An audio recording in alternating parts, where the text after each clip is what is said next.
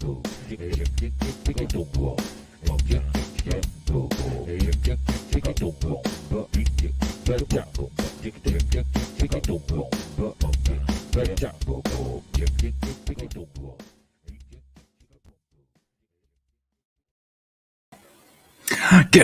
you mob. Hi. I know it's very difficult to pull viewers away from the ladies' night. They're doing well. It's good to see. Good to see, girls. How's it going anyway? All four of us here and excited. If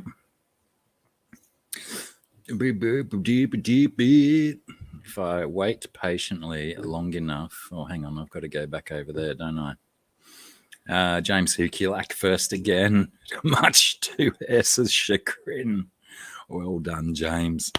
Porter Grip, how's it going, Gaffer? MSG, how are you? BJ? Yeah, absolutely, BJ. It's I think I left when they were talking about peeing in the bush. But yeah, quite funny conversations go on over there. GRB, g'day mate, how's it going? I think I might be able to kill two birds with one stone here and go, although I'll do this one. Okay. G'day, Jugs, both of yous. You see me come sliding in? I kind of did see you sliding in. Oh, that crowd is quiet now. This gun just here. I'm on a sandwich today. We're all here again, except for Z-Beam. I haven't heard from Z-Beam, so I don't know if he'll be joining us today, but I reckon every time that I think Z-Beam's not going to be here, he does a miraculous pop-in anyway. That's what I reckon. That's what I reckon. Have you been watching his YouTube videos? Well, I've been a fan since I think the first one came out. Because the first one basically went, or maybe it was the second one, went super viral in the States. I don't know if it did down there, but I mean, within my I don't know if it went like insanely viral, but like within people that I know, they were just like, "Oh my God, you got to see this guy. He reminds me of you." And I'm like, all right, what's this? You know, and I just was like, oh man, this guy's hilarious, and factual, like jar sauce is trash. You know? I mean, I tend to agree, but I do also tend to use it a fair bit. I use it from time to time. I'll admit, there's a couple of good. Super See, I don't know what it's like down in Australia because I haven't really experienced your culinary stylings. The culinary stylings we've been dealing with up here of late that have Australian origins is the oh crap, I gotta oh man, where did we not maybe the it's in Outback here. Hold on. Steakhouse. I gotta find it. Well, no, we were talking about it in the Discord. Hold on, I gotta find it. This will take just a second. So I found a different brand of Violet Crumble, right? Mm-hmm. You know what I'm talking about? Yeah, pretend honeycomb wrapped in chocolate. Yeah, so I found like the British version, and I posted a picture of it. Well, maybe not British. It might be like not British, but like German or something. Who knows? I don't know what. I have to go find the. So this one's called Bumbles. It's basically like a different version of Violet Crumble, like the cube kind, right? Yeah, right. Yeah. And I was like, oh man, these are raging good. These are so good. And they're like, what? You know, they're like, what is that? And I was like, well, it's like Violet Crumble, right? And then they're like, what's that? And I was like, well, here's the link for it. And they ordered it, and it's like, it's so weird, you know? It's like, is this the weirdest? There's like, is this the best that Australia has to offer? And I'm like, you know what? I can't answer that. I can't answer if it is the best that Australia has to offer, but it's like you end up going back for more, you know? Yeah. My parents both have a love for the Violet Crumbles, so quite often we have a bag of the cubed versions of Violet Crumble. Yeah, I can't do the stick. I can't do Yeah, like the stick candy bar. Like that's just ridiculous. Often you don't want to do a whole stick, but then you end up eating 3 or 5 cubes of it Which is anyway. equivalent. Yeah, or more Yeah. probably. It's probably more, yeah, realistically. But that stuff's And good, man. And it's like I don't even know if that stuff actually is honey or not. I mean, who really knows? Yeah, But it's but just fake honeycomb, but it's good. yeah, It feels good in anything the mouth. anything bee related, That's I'm so into it pretty much. gross. You don't like it? The dark chocolate kind? I do not like violet crumble. You don't. No way. No, You're it's just sweetness. It's just like a bit of chocolate around some sweet. I don't like too much sweetness. You're breaking my heart right now. You're breaking my heart. I do bite it. I eat it in little nibbles, though. Do you do that too? Like I have like Sarah's a little bite very of good it. at doing that with chocolate bars. And I'm We like, can have the same I- chocolate bar. I have like systems to how I eat things. Right. So and I it like varies depending on thing. Yeah. There's no one So- set system. All right. So you got each thing you has got- to be eaten in the right order and way. right. So you got -1 point for not liking violet crumble, but you got +2 points for having systematic ways of eating candy. Because yeah. So it works out. That's all I'm saying. Oh, I'm still up. GRB says Tim Tam and Violet Crumbles are a good combo. That'd be a interesting one for Tim Tam to try with their variations that they do. The Violet Crumble Tim Tam. I'd have a crack at that. I got sawdust in my phone charger port again. Does this ever Vacuum happen to clean's you? probably the best. No, I tend to protect my phone when I'm sawing timber. It's just in my pocket, you know. Yeah. And then the cable doesn't plug in properly, and it's like, hey, I What are you doing usually over here? make the mistake of putting mine like out on the bench when I'm actually timber working and do regret that later. it's all completely coated. A couple more g'days. New local Austin. Hello, Ian Atkins. How are you? A couple of other people have come in who haven't chatted yet, so hello to all the lurkers and also to the people watching on replay. You fools. Who would do such a thing? So how are we anyway? What's been going on? Scungy, let's start with you. How are you today? I'm okay. I'm all right. It's just a fairly regular day. It's cold. It's actually It like is. kind of chilly, and I have been really rejoicing but trying not to like jinx things. Because the last number of years at this time of the year, you're already dying from heat and saying Which it's we not were, even, like, it's not 4 days even ago. summer yet. It's not even summer. Yeah, but we just have had like a couple of days, like a couple of random days that have been warm. But then we've had loads of days where you're wearing a jumper. So Yeah, it's I been love very- that. I'm very was, grateful. Yeah, I had to don the flanny, and I'm kind of regretting that I didn't throw some tracky dacks on as well. G'day, Zip Gun, because my tiny little feeble legs are feeling the breeze quite effectively coming through under my open table. The breeze.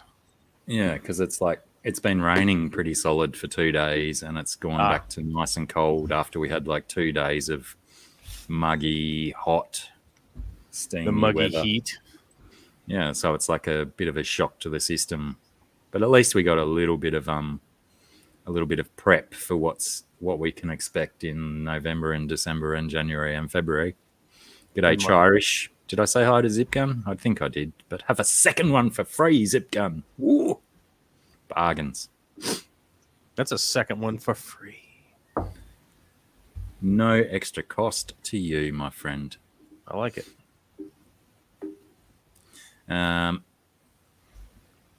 What about, like you mentioned, the Violet Crumble? I'd like to see what Americans think about the Chiquito. What's this ladies' night? What are you guys talking about? It's a live stream that's been starting at the same time as Bentley's live streams normally go. Bentley didn't live stream tonight because he's at the Greater Seattle Aquarium Society doing a talk. Oh yeah. But yeah, they've been going at the same time as Bentley, and just a bunch of Sheilas getting on camera, having a chat. And Oh. like I said, when I left them before, they were talking about having to wee outside, having to squat in the bushes and stuff. Whose channel is And, this on? It's on 503 Aquatics channel, Shanna. Oh. She's often in here as a viewer, but obviously she can't come here and view us while she's doing her own live stream. But yeah, she gets a bunch of the Fish Fam ladies up on screen, and they just, approach things from a lady's point of view, I guess. In potentially a non-polarizing way to separate the men from the ladies, because there's certainly always plenty of men folk and women folk in the chat. But yeah, it's always a fun time so far. I've certainly not watched a hell of a lot, being that generally I'm preparing for this in some manner or other. And I see. yeah, but the minutes and moments that I've spent there have certainly been fun. Sounds good. Again, going back to the streaming at the same time as other people, not worried about that at all. The girls are entitled to. They've got an audience of like 70 something people at the moment. So I think Alex, the Secret History Living in Your Aquarium, or whatever he's called, is he streams at the same time as Bentley as well. So I think he gets a pretty good audience, and then he limits himself to an hour and then sends everyone over to the girls. So there's lots of people that would probably be generally sitting here that are over there. Should I go over there and post us in the chat? Maybe, but unfortunately, just to cause trouble. Fish Tropic is a moderator on that channel, so after last week's shenanigans, he might he might not appreciate that and he might ban you from Shanna's channel. Oh, would I get the ban hammer? Maybe. Might be worth a shot. Let's see, who else over here? Well, I know Mary Page. Mary Page is a gem. I know Amber. I know Oddball.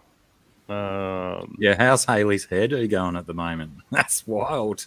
It's out there. She's got the full undercut baldness. Yes, Scungy and I finished Squid Games the other night, and as Joel has said in chat, we've all watched Squid Game. Is it Squid Games or just Squid Game? I watched the Squid Games. I think it's just Squid Game. They're just the one game, even though there's many in the show. But there's only one Squid Game. And I found out as well that there was the option to watch it in Korean with English subtitles. But the default that was given to us was the dubbed version. And I must say, it was potentially the finest dubbing I've ever seen of an Asian show. They actually did it quite well. Lots of the lip syncing and stuff was on point, and there was a few moments where I got those silly anime voices and stuff that really rankle me, rot my socks, as it were. But for the most part, it was an enjoyable dub. I thought it was quite well done. But yeah, as I don't know if we've spoken about it in the past, quite often when Scungy likes the foreign films, and I like them too, but my ability in the last, say, 5 to 10 years to read subtitles has become considerably diminished with the failing of my eyesight, and I'm a little bit stuck with going to the optometrist to get a prescription glasses. I'd say that the English dub was... I thought the English dub was really good. I don't know. Did you watch it in its entirety with the dub, or did you do any subtitles? Dubbed, man. I feel like, if you're going to put something in the English market, and by the way, it's not an arrogance thing, right? It's not like, oh, America. But if you're going to put something in England, if you're going to put something in Canada or Australia, wherever, where English is the primary language, right? I feel like if you're going to put it in that market, have a good dub, it'll be fine.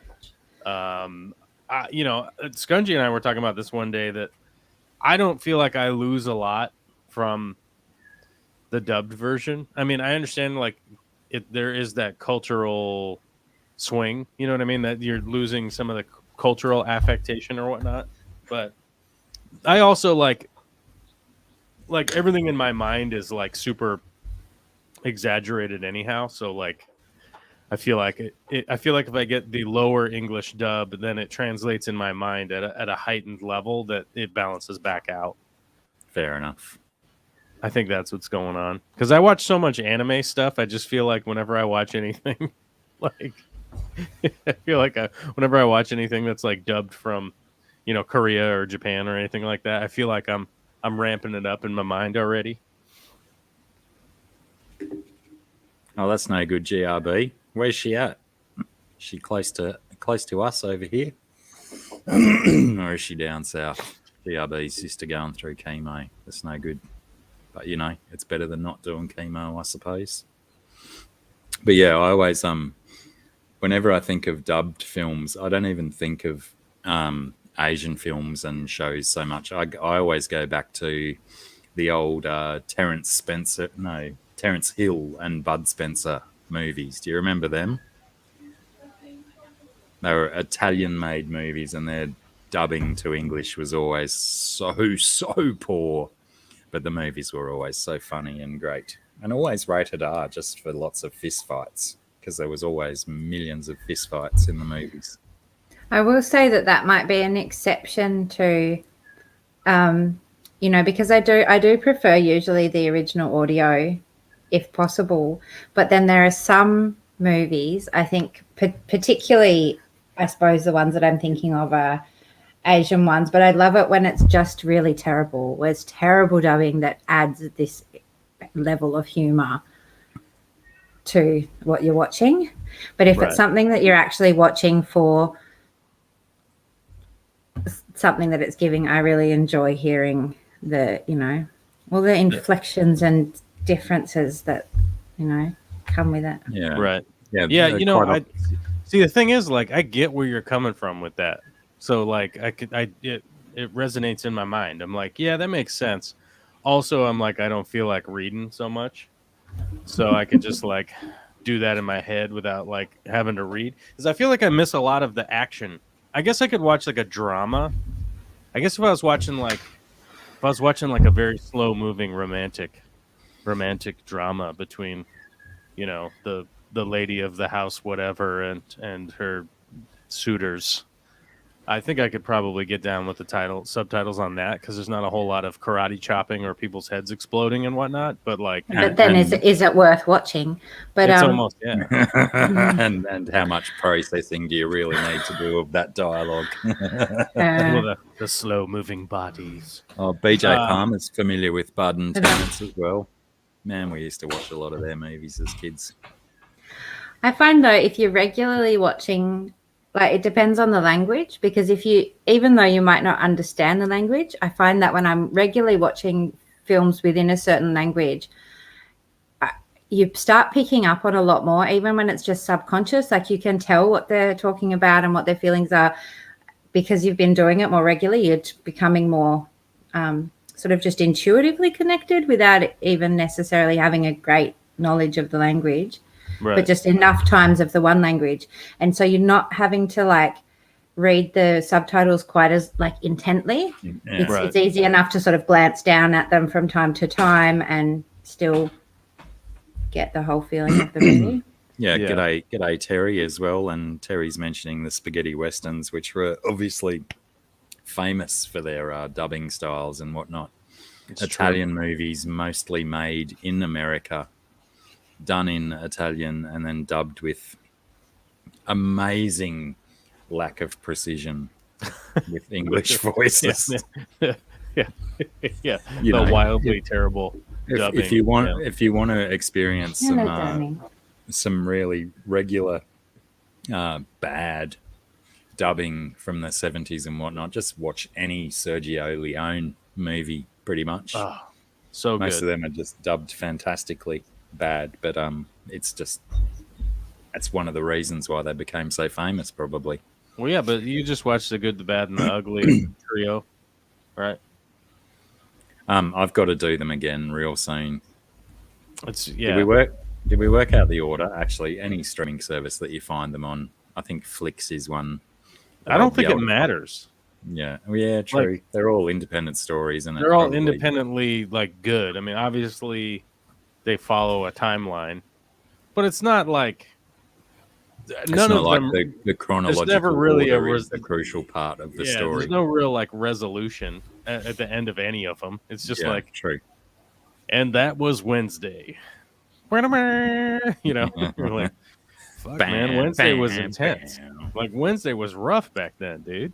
Yeah, but it's all fake. It's all super fake. I even watched them breaking down. What is it? Insider or something like that does they get the experts to break down stuff in films and whether it's good or not. And they actually had like the world champion gunslinger breaking down the actors' gun movements and stuff. Yeah, right. Yep. And those movies came up, and you start to realize, like, oh yeah, that's just terrible. You just wouldn't even. Yep, that's not good. Don't. Yep, that's not good either. Okay, well, you've shattered my sense of belief. Who was I listening to the other day about that? Who's the tennis coach in the Venus and Serena Williams movie with Will Smith? Will Smith? Yeah, is that King Richard the movie's called? About the Williams sisters' tennis rise to fame.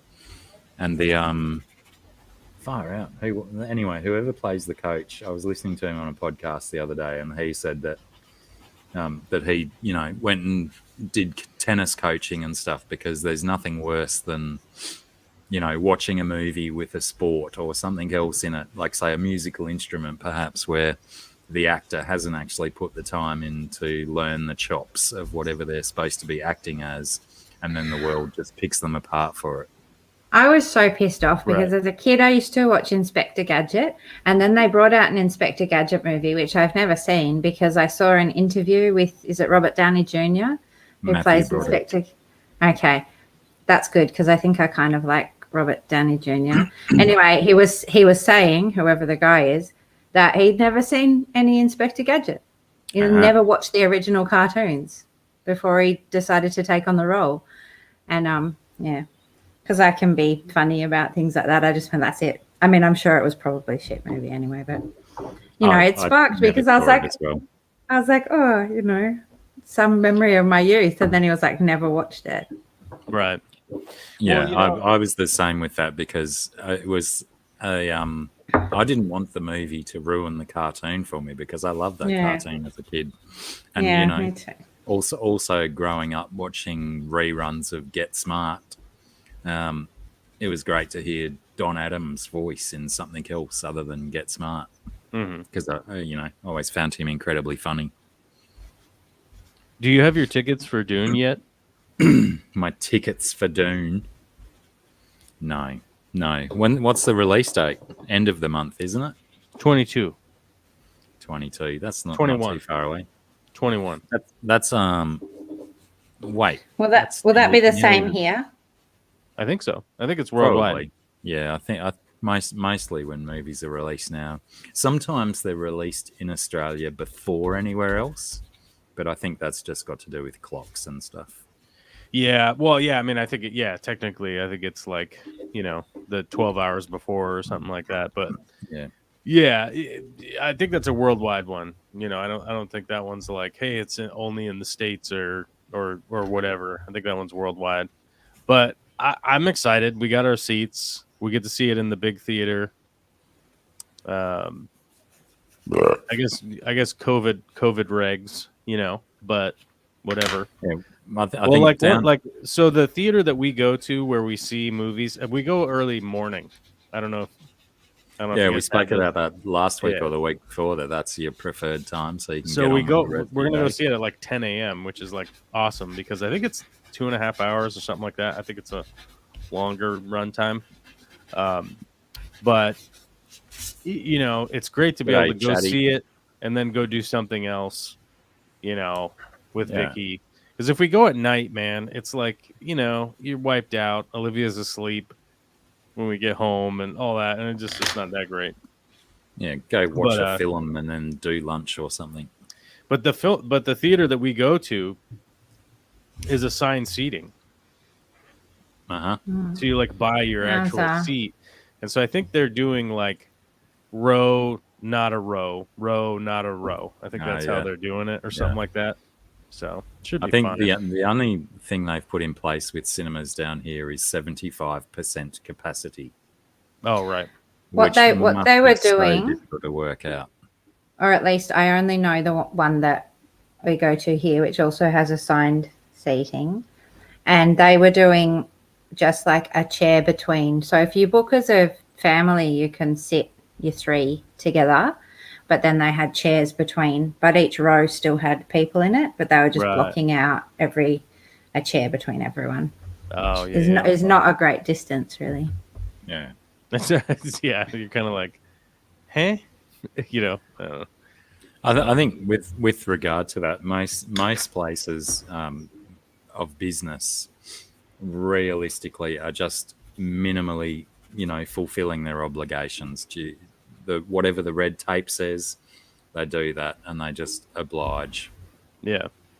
Well, it's kind of weird because I was listening to a debate earlier today, and one of the debaters that was in there was from Australia. And so a lot of the right-wing weirdos were like, you guys are having all these protests and blah, blah, blah, and da-da-da, because the draconian measures of the Australian overlord government, blah, blah, blah, right? And you're kind of like, well, they went with the lockdown, and then you kind of had to stick with the lockdown, right? But what I didn't realize that the debater brought up from Australia was like, look, we've been locked down for so long, and then Delta came out, and we haven't had a lot of vaccines, so we don't have a lot of vaccinated people, and we don't have a whole bunch of people that have natural immunity from already having caught COVID for the last year and a half.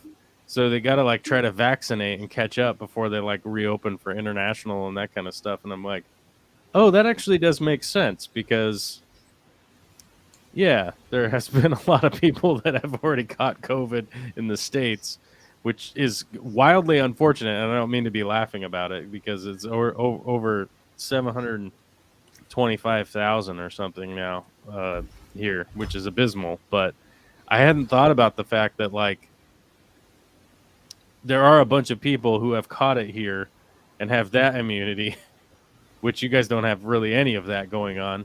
We're way too spread out, apart from all of our city populations.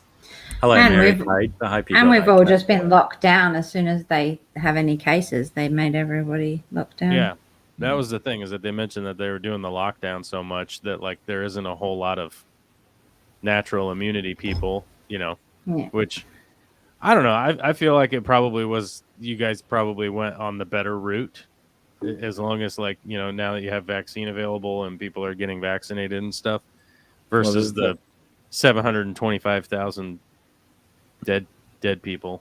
You know? The unfortunate thing with you know, the rules that are in place and the must do's is that we still have so many freaking entitled units down here that just get their, you know, they get their feckles up at any ordinance from the powers that be.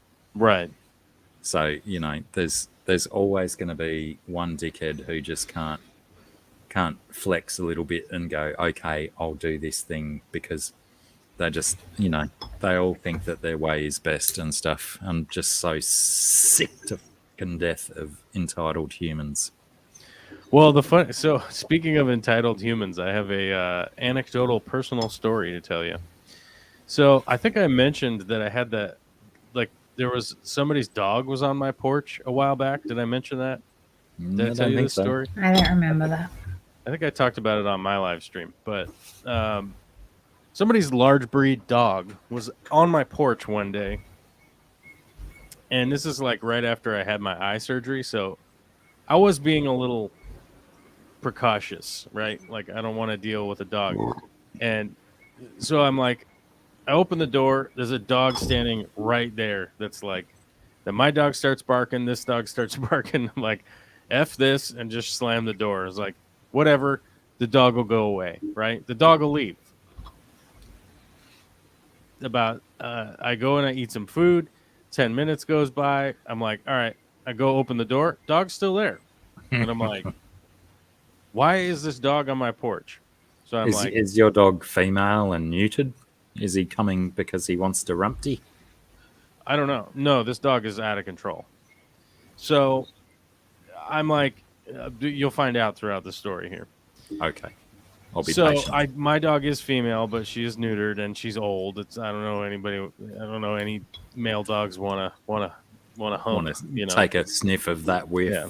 I mean, maybe I don't know. Maybe this dog just wants to play or something. I don't know. But my dog's barking, and that dog starts kind of growling and starts to jump up. And I'm like, F this. I shut the door. So I go around out front, try to get the dog to come off my porch. It'll like come down the stairs and immediately runs back up and starts like protecting my door. And I'm like, this is ridiculous. All right. So I'm like, okay, I'll just wait a while and this dog will probably F off in a little bit, right? Mailman comes, gives the dog some treats. The dog follows the mailman down the street. So I'm like, okay, well, the dog will probably go run around a bit. Somebody will figure out it's their dog's out or something and come figure it out. This dog doesn't have a collar on, right? So I can't figure out whose dog this is. Now, I'm like, all right, whatever. Dog followed the mailman. Fine. No big deal. About 10 minutes goes by. Our dog starts barking at the door. I'm like, oh, there must be like a package delivery or something. Oh, the dog's back there again. And now that dog is kind of growling, kind of wanting to play. I don't know, whatever. But the dog has no collar on. And the dog is huge and jumping up, right? And I'm like, I just had eye surgery. I don't want to deal with this dog jumping up and have something happen and have like some kind of permanent eye damage or something, you know. Anyhow, I'm like, fine. Dog doesn't have a collar. The dog's been here for a grip. I'm calling animal control. So I call the police station. I'm like, hey, can you put me through to animal control? There's a dog here on my porch. I can't get rid of this dog. It doesn't have a collar. Anyhow, it's not my problem regardless, right? So they're like, oh, okay, we'll send out some dog catchers. So 2 vans of dog catchers show up. Everybody figures out, oh, it's your neighbor's dog from over there. Because these dog catchers have caught this dog before a bunch of times. Right, it's got a history. Yeah. It's got a record. So Vicky goes out there because she's like trying to catch this dog while the dog catcher people show up. And I'm like, just leave it alone. The dog catchers are showing up. They got the lasso hook thing and they'll wrangle the dog and then they'll scan. Because most dogs have a microchip implanted under their skin. They'll scan that. They'll know exactly where to go. And I'm sure they'll take the dog back to wherever it's going. Now, they scan the dog and they go, oh, this is that dog from over there. Yeah, we remember this dog. And then, of course, they have record of how many times they've dealt with this dog before. Now, the other dog catcher is like, I've returned this dog a bunch of times. So then she talks to the neighbor. The neighbor basically starts fighting everybody. She starts screaming at Vicky. The owner of the dog, you mean? Yeah, the owner of the dog. She's screaming at Vicky, how Vicky's blah, blah, blah, this and that. You guys are shitty neighbors and all this crazy nonsense, right? And then she starts arguing with the dog catchers about how none of this is her fault, blah, blah, blah, blah, blah, blah, blah, blah, blah, blah. All this crazy stuff. They're out there, and eventually the dog catchers are like, look, lady, like, we'll take you to jail if you don't calm down, you know? Because they are cops. They're like, they're not necessarily cops, but they're a part of the department, you know? And they have guns on them. So what are you going to do? Like, start a gunfight with the people in flak jackets, right? So anyhow, Vicky goes over to try and like calm the lady down and just be like, "Hey, we didn't know it was your dog." But the lady just starts screaming at Vicky about how she's blah blah blah, this and that, right? Very colorful, nonsensical BS. So then the dog catchers come and talk to me, and they're like, "Hey, fill out this thing if you want to file a report." I'm like, "Look, I don't want to file a report. I just called you guys because I don't know whose dog this is. I don't know what's going on. It's not my dog. I don't know what's up." There's a fruit fly in here, though. I'll tell you that. Hold on. Loud noise. Got him. Sorry about that. I caught the fruit fly on my microphone. Anyhow, so anyhow, I forget about this whole interaction. This whole thing is whatever to me. I don't care. The neighbors, I guess they're mad or whatever, right? So today when I'm driving home from work, been a long day, and my neighbor's out there, and she's like stomping down the street looking all pissy, right?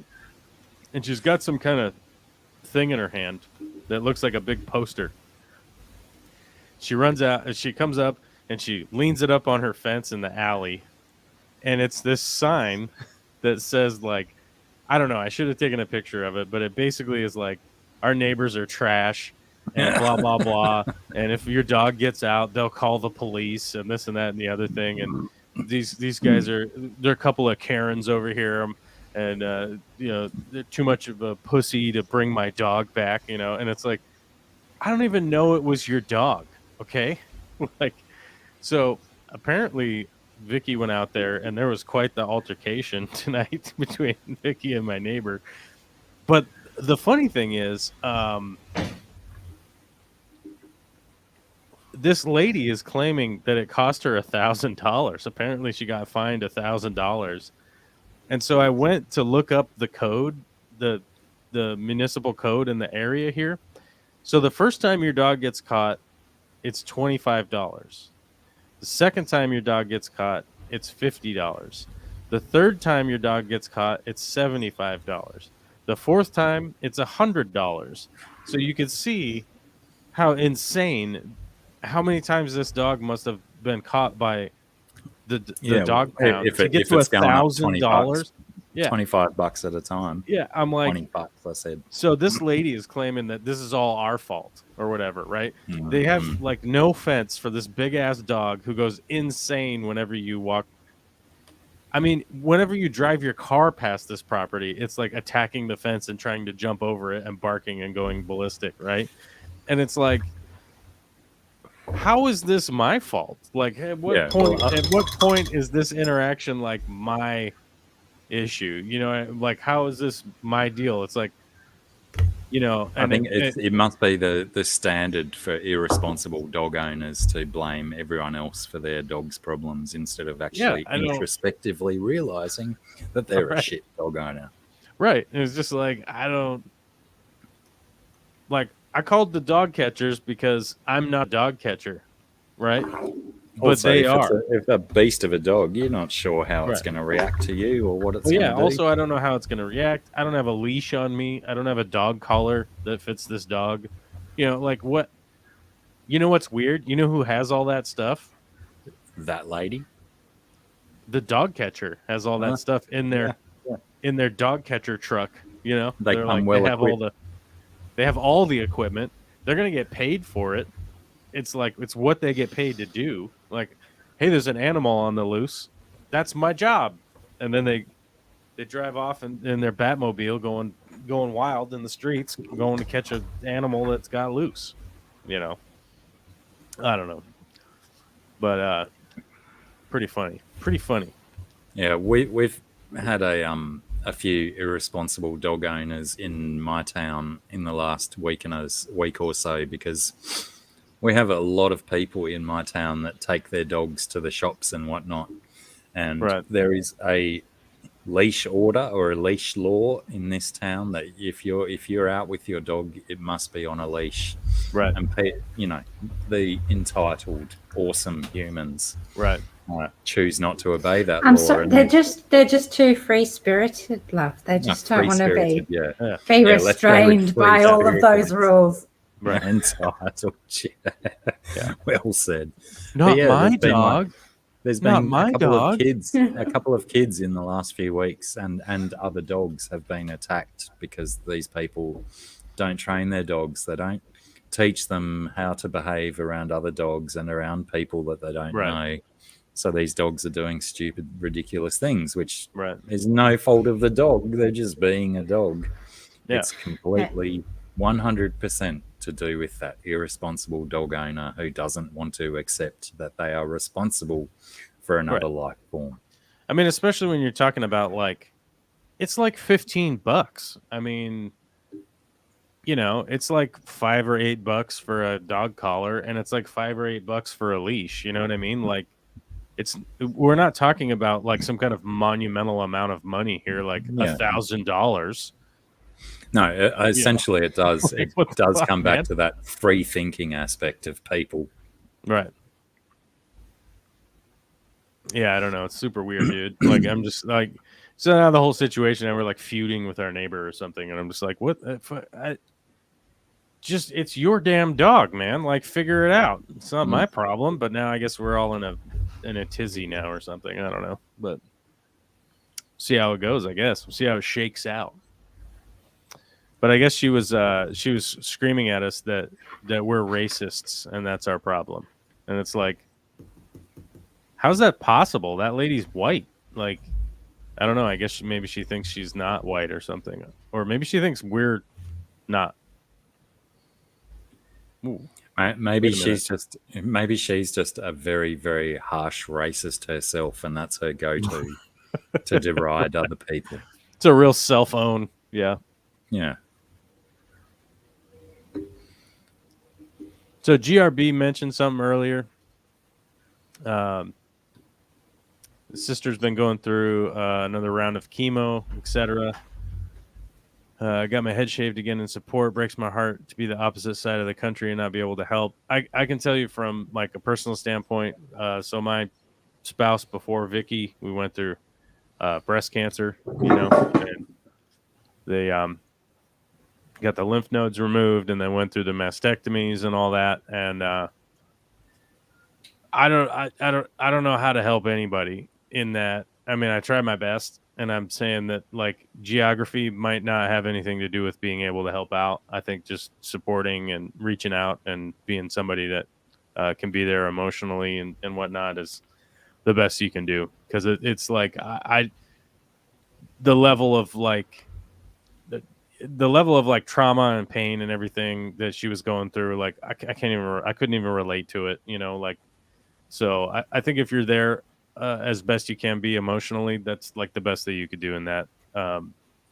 It was rough, but I would say, like, I think my former spouse was lifted up mostly by the emotional help that people were doing. I mean, obviously, if you can, bring people food and help them go to the bathroom and all that kind of stuff, like that's great and everything. But I think, people reminding her that they were thinking about her and emotionally supporting was probably a lot bigger than most people think. So, but dude, my heart goes out to you and your sister for sure, because it ain't easy. Essentially, what you say is true. That for those people in rough spots, just knowing that someone gives us stuff is it's good medicine. Yep. So yeah, GRB, you just be with her as well as you can, bro. Give her whatever support you can from afar. I mean, she's over the border from us, so it's probably still a struggle for us to go up. Likely. And just say hi. I'm not sure where we're up to with the Queensland New South Wales border.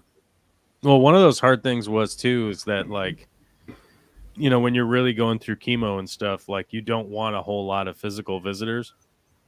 because which we kind of we encountered that because the what do you call it, the cancer doctor, there's a name for a cancer doctor, the Oncologist. Oncologist, No. yeah, was Is it? like, look, you don't want a lot of visitors because your immune system is just going to be hammered bad. Yeah. And somebody could show up with the flu, somebody could show up with something that's not really bothering them, and you could catch it.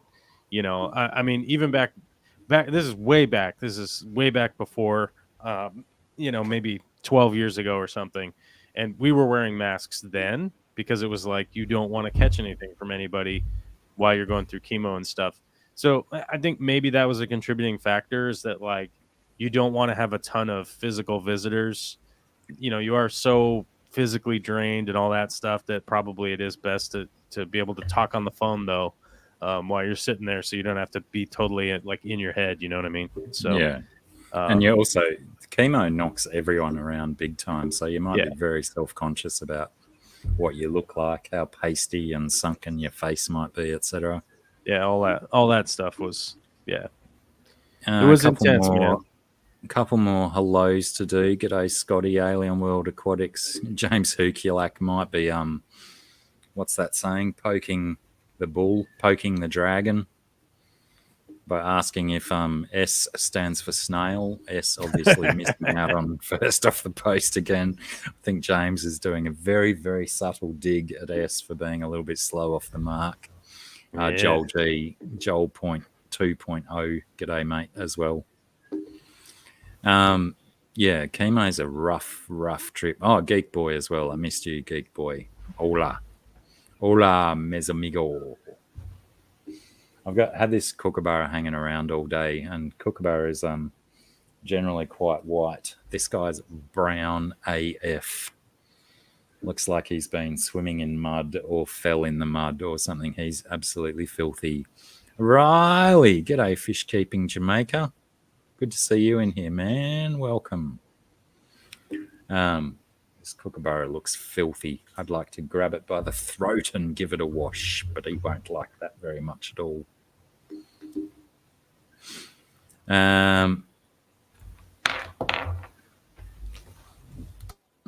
Scungy's off for a Martino. Jealous. I've only got this nonsense to sip on.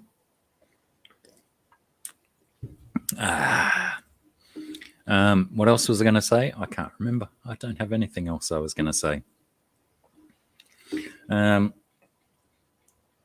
yeah, Squid Game. Let's go back there. Yeah. Or should actually, we probably should. You found. Kookaburra keeps finding things to eat near my feet, as long as it's not my toes. Yeah, actually, we'll wait for Scungy to come back to talk more about Squid Game because I don't know. I highly recommend it. I think it was great. It was like 9 Perfect Strangers. I didn't expect that show to impress me that much, and I didn't expect Squid Game to impress me so much. It started out so slowly that I was told to watch it on a recommendation. Somebody was like, "You got to watch it, man. It's really good." And I was like, "Okay." And then I started watching it and was like, "Oh, it's a Korean show." Okay. But it starts out really slowly, and so I started watching it with Victoria, but she was kind of not engaging with it, you know, because the beginning is really slow and kind of weird because he's like a degenerate, you know, and it's really like highlighting this guy. Tedious. That first 35 minutes is annoying, really. Yeah. And you're like, who's the protagonist here? Like, everyone is irritating. Maybe it's his daughter. Maybe his daughter's the protagonist. I'm not sure, but everybody's pissing me off here. Like, this guy sucks. This one's a pickpocket. This guy's a degenerate gambler. That guy's the Yakuza or whatever they are of South Korea. People are going to steal his body parts or whatever because he's so in debt, you know? I'm just like, oh, this is like violent and I don't like anybody. This is not good. And it's anytime anything gets exposed here, it's just, I'm like, I don't want to follow any of these people's story, you know? Yeah, or But then they- when then they when get abducted, and you're like, something's going on now. yeah, Something's it's happening. about to Something's get real. about to get real weird. Well, when Scungy and I started watching it, one of my sons turned up, and he basically said that he'd started watching it as well, and he switched off halfway through the first episode just because he Mhm. wasn't into it. And I think we'd watched 2 or 3 episodes by then, so I was like, keep at it, keep watching it. It gets better. But Like, yeah, you that got to get through first that first half an hour. It's like, whoa. yeah, that first Whoa. 30 odd minutes was quite difficult to get through. But Yeah. I was like, once what you is this realized crap? what was going on, Like, I'm like, this isn't going to be good. I don't like this. I don't Mm. I don't like where this is going. This is a very slow moving, like, downward spiral into rock bottom. That I don't know. This seems like some kind of drama or something, or maybe somebody told me to watch it because this is like some kind of. He goes to like the 12-step program for gambling or something. What is this? I don't know what the hell this is. What's happening here? And I'm like, I don't know, man. I don't know if I'm in for a emotional roller coaster of this guy's gambling debt problems. And yeah, well, I don't know. I found it funny that I hadn't heard of the show at all, except for news reports were coming in about the business card, and it had someone's actual phone number on it. So this person was getting all these phone numbers of people probably going, when's the next game? When can I play? Etc. Like in Korea? Yeah. Like Well, in I don't Korea, it's actually know actually where somebody's phone number? I don't know where the number led to, whether it was in Korea or someone else. Because it was a Um, weird phone number. It wasn't 7 digits plus the 3. And it wasn't a typical 555 Hollywood number. Right. But yeah, apparently it was a real number. And Yeah. all around the world, Netflix had gone in and edited out the phone number part.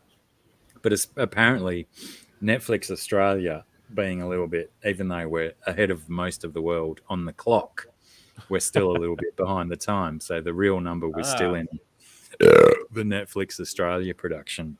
Well, you know that old song, the 8675309. You know that song? Maybe. But probably yes, but it's not coming to my mind right at this minute. It's like what is it? Jenny? Yeah, it's like, Jenny, I got her number off the bathroom wall or whatever. I don't know. Famous song.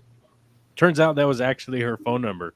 Yeah, right. And it became a famous song. And then, like, in the United States, like, every phone company went through and removed every zip code version of or the that 3 number. Yeah, the 3 digits in front of they removed that. They basically had to remove that phone number, like, nationwide as an option. Like, you just had to go ahead and just get rid of it because people were, like, getting crank calls all around. I believe Geek Boy is telling us the song's called Jenny, I Got Your Number. Yeah. It sounds like something that Rick Springfield would sing. Was it a Rick I think Springfield? it might have been Rick Springfield, actually. God, it No. sounds like it's right up his alley. 867-5309. And there's that AC/DC one as well, isn't there? It's Tommy Two-Tone. Tommy Two-Tone. What was the Here. AC/DC one with the phone number in it? It's this song. Hold on. Oh, we'll probably get Yeah. copyright claim.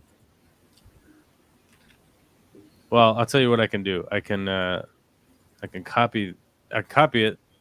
Oh no, I'm not gonna throw it into our chat. I'm gonna throw it into the private chat in the back here. Here we go. Paste. This Dirty Deeds Done Dirt Cheap, I think, also had a legitimate phone number in it. Did it have a legit phone number? I think so. I can't guarantee that. Apparently, I can't watch Tommy Two-Tone's videos in this country. Oh, The video uploader has not made this video available in your country. oh my God! What? Okay, this must be the wrong. All right, hold on. It's probably got different artist representation in different countries. I think somebody was probably it looks like somebody stole it. All right, hold on here. Where's the real where's the real version Preston of John? Preston John, I don't know if I've seen your name in here before, so welcome aboard. Hope we're entertaining you So with our nonsense and our wafty bull crap.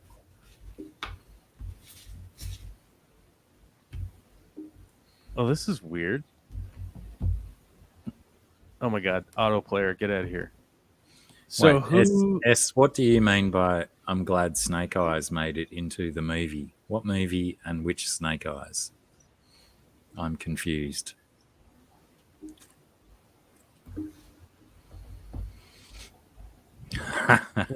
Geek boy, yeah. It was rank. It was disgusting, so I just covered it up with saying it's not available in my country. Corvus is so Sling, weird. Solid links. What's that? That is, I mean, this seems to be like the official. Hold on, maybe it's this one. I don't know. That's super weird. Like, yeah, it's Tommy Two Tone, but like he doesn't seem to have like an official website. Like, normally like a band has like a Vivo video or something like that. You know what I mean? That's like represented, but I think it's just like his own YouTube channel or something. The second one lets me play it, but the first one did not. Super weird. Like normally they have like a record label official video or something, but it's apparently only uploaded by this like Tommy Two-Tone JJ is his YouTube channel. It's just like, what the hell? It sounds super legit. It's an official artist channel though. I don't know what to tell you. It's the official artist channel, so you must still own the rights to that song. Fair enough. Which is super weird because here's the unofficial videos down here. Somebody has stolen it here. And then you get those people that want to do their lyric videos and stuff, so they play the video and put text over top of it and whatnot. Yeah. S says Snake Eyes' brother was in Squid Game, as in Snake Eyes from bloody hell, what's that game called? Computer game based from on G.I. Joe? Oh, was it G.I. Joe? Or the I feel like I don't know now. I'm thinking of Snake Plissken, aren't I? Snake Plissken, that's my jam, dude. If you're a member on my channel, you can get a Snake Plissken badge. That's a solid promotion. I'll allow it. What's up, promos? What's up? Better than what's up, chomos? What's up, you chomos? I only learned what chomos was a couple of weeks ago. I just thought it really? was like an affectatious greeting, but it's obviously not. No, it's not. It's not good. You don't want to be called a chomo. It's not good. No, you don't. No. It's not a great one. So who was Snake Eyes' brother in Squid Game? And what's the link? What? I'm not that great with the names of the people that were in the Squid Game, but then again, they're all dead now, so it doesn't really matter. I can only assume it was the gangster dude with the snake tattoo up to his face, right? And was his name Snake Eyes? I don't know. I mean, I feel like anytime I started to get introduced to a character, you're like, they're not going to last long. This isn't going to go well for this character. I think that was one of the beautiful things about that series was that they were all just numbers, and it was only when characters became heavily interpersonal with one another that they divulged their names to the other. So that's true. Google. Apparently, I'm talking to Google right now. I tell you, one of the biggest. I'd say one of the biggest issues that came up on the reflecting on that series a bit, and some people have also had some parallel thought here about the. So, where to go? Within the show, there it's supposed to be. equal footing. Like everybody is supposed to be, and it's supposed to be like a pure democracy or whatever, right? Like because there's the whole voting part and all that. But you realize that like this isn't like a social democracy, that it's the power of the economic democracy is what all that matters, right? Because they all vote to leave the game because this is ridiculous, right? Like all those people died. This is awful. They all left, and then 90% of them came back to play the game because they're all economically poor. So this isn't like an egalitarian thing. Like it's the economic function that drives them to completely abandon all of their morality, right? And well, the only apparently financial debt in Korea is apparently a massive problem, and that's one of the it's America, Japan, China. Well, it's one of the themes that they were dealing with. Obviously, is that a lot of people are in financial debt, and you know, what lengths would you go to erase your debt? Well, right, but it's like, you know, so as it being a social commentary, right? Like because that's really what it is. It's supposed to be a social commentary that the economic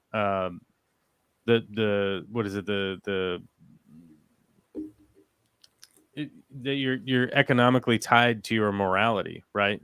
And that when everybody did go vote because they tried to vote for their own opportunity, right? They all voted, and democracy won to no longer be a part of this immoral thing, right?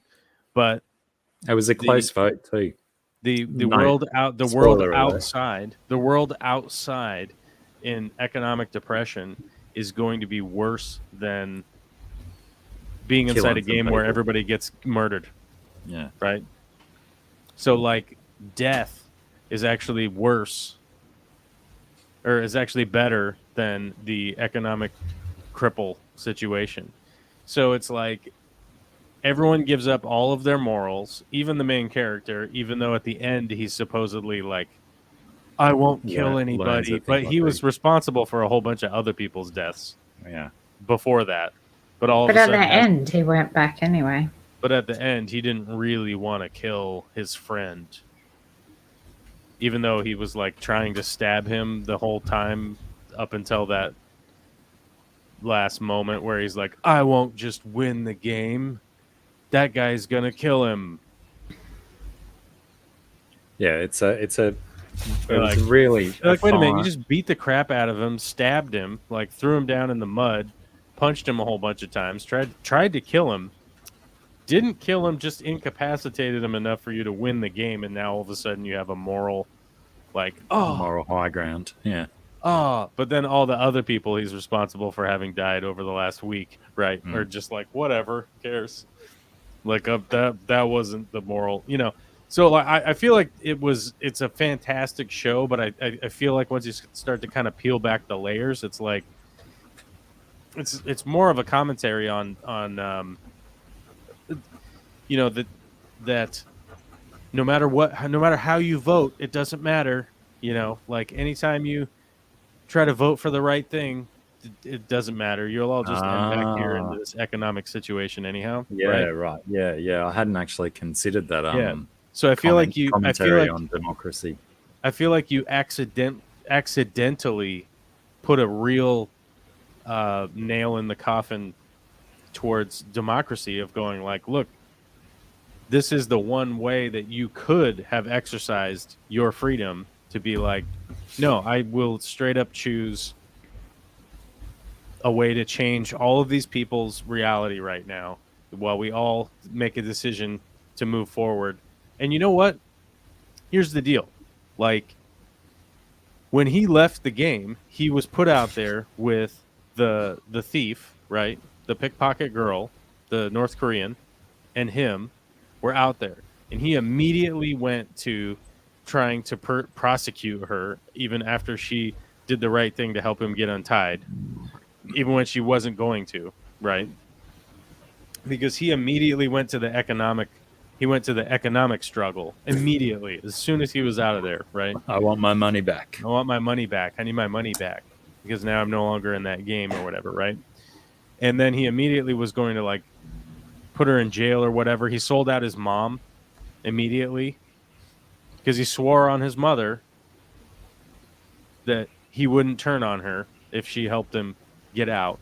And he immediately went back on that. Nine times out of 10 when people use that saying in a situation, they don't really mean it.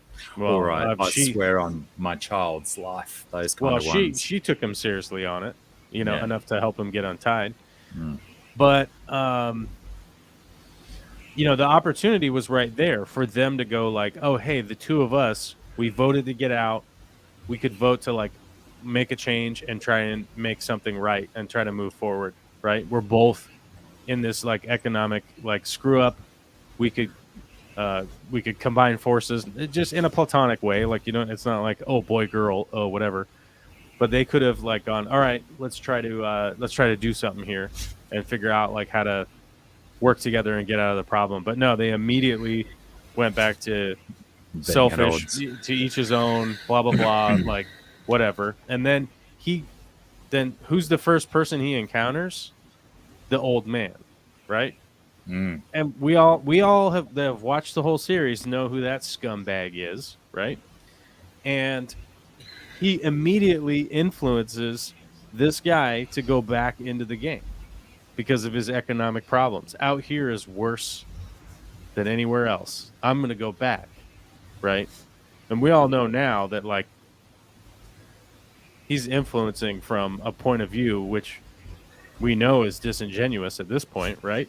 We know that old man's a liar, right? And he influences him to go back into the game. And cunning. Yeah. And so he like tricks him to going back into the game because out here is worse than in there, right?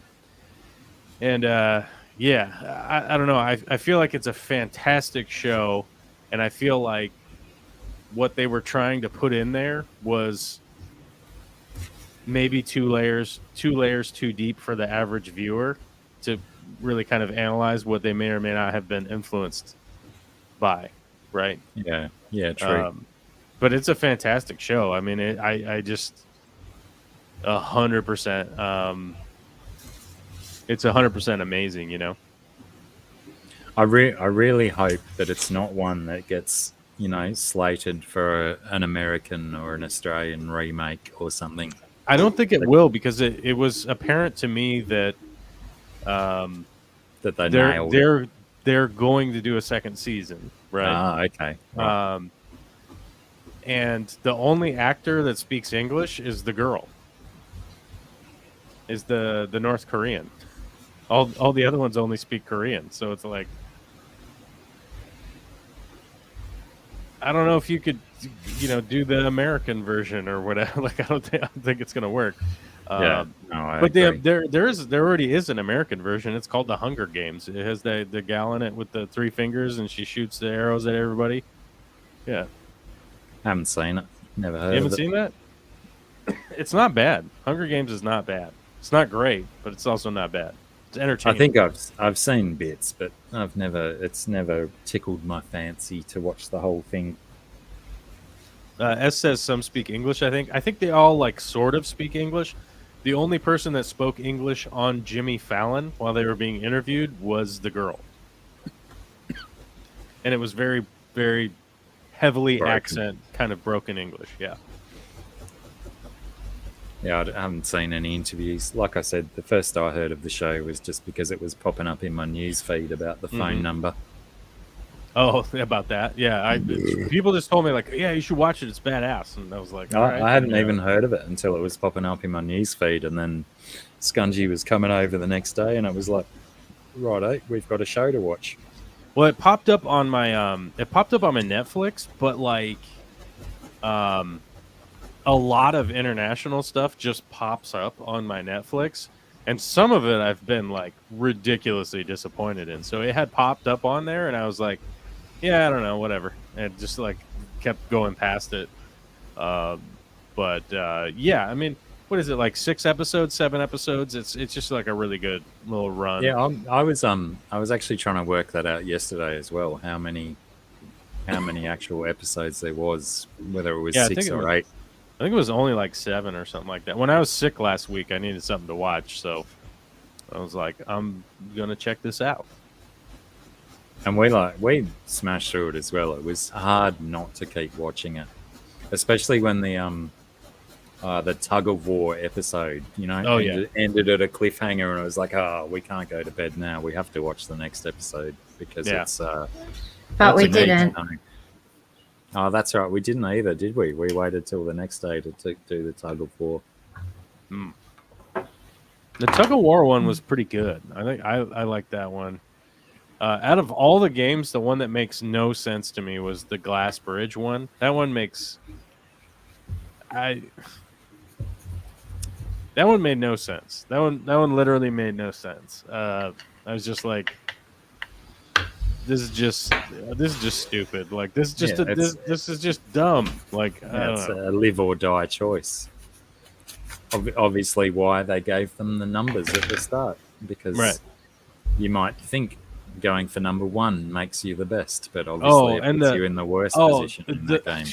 The thing that really took me out of it was the I forgot about this, but the thing that really took me out of it was the special guests or whatever, the VIPs.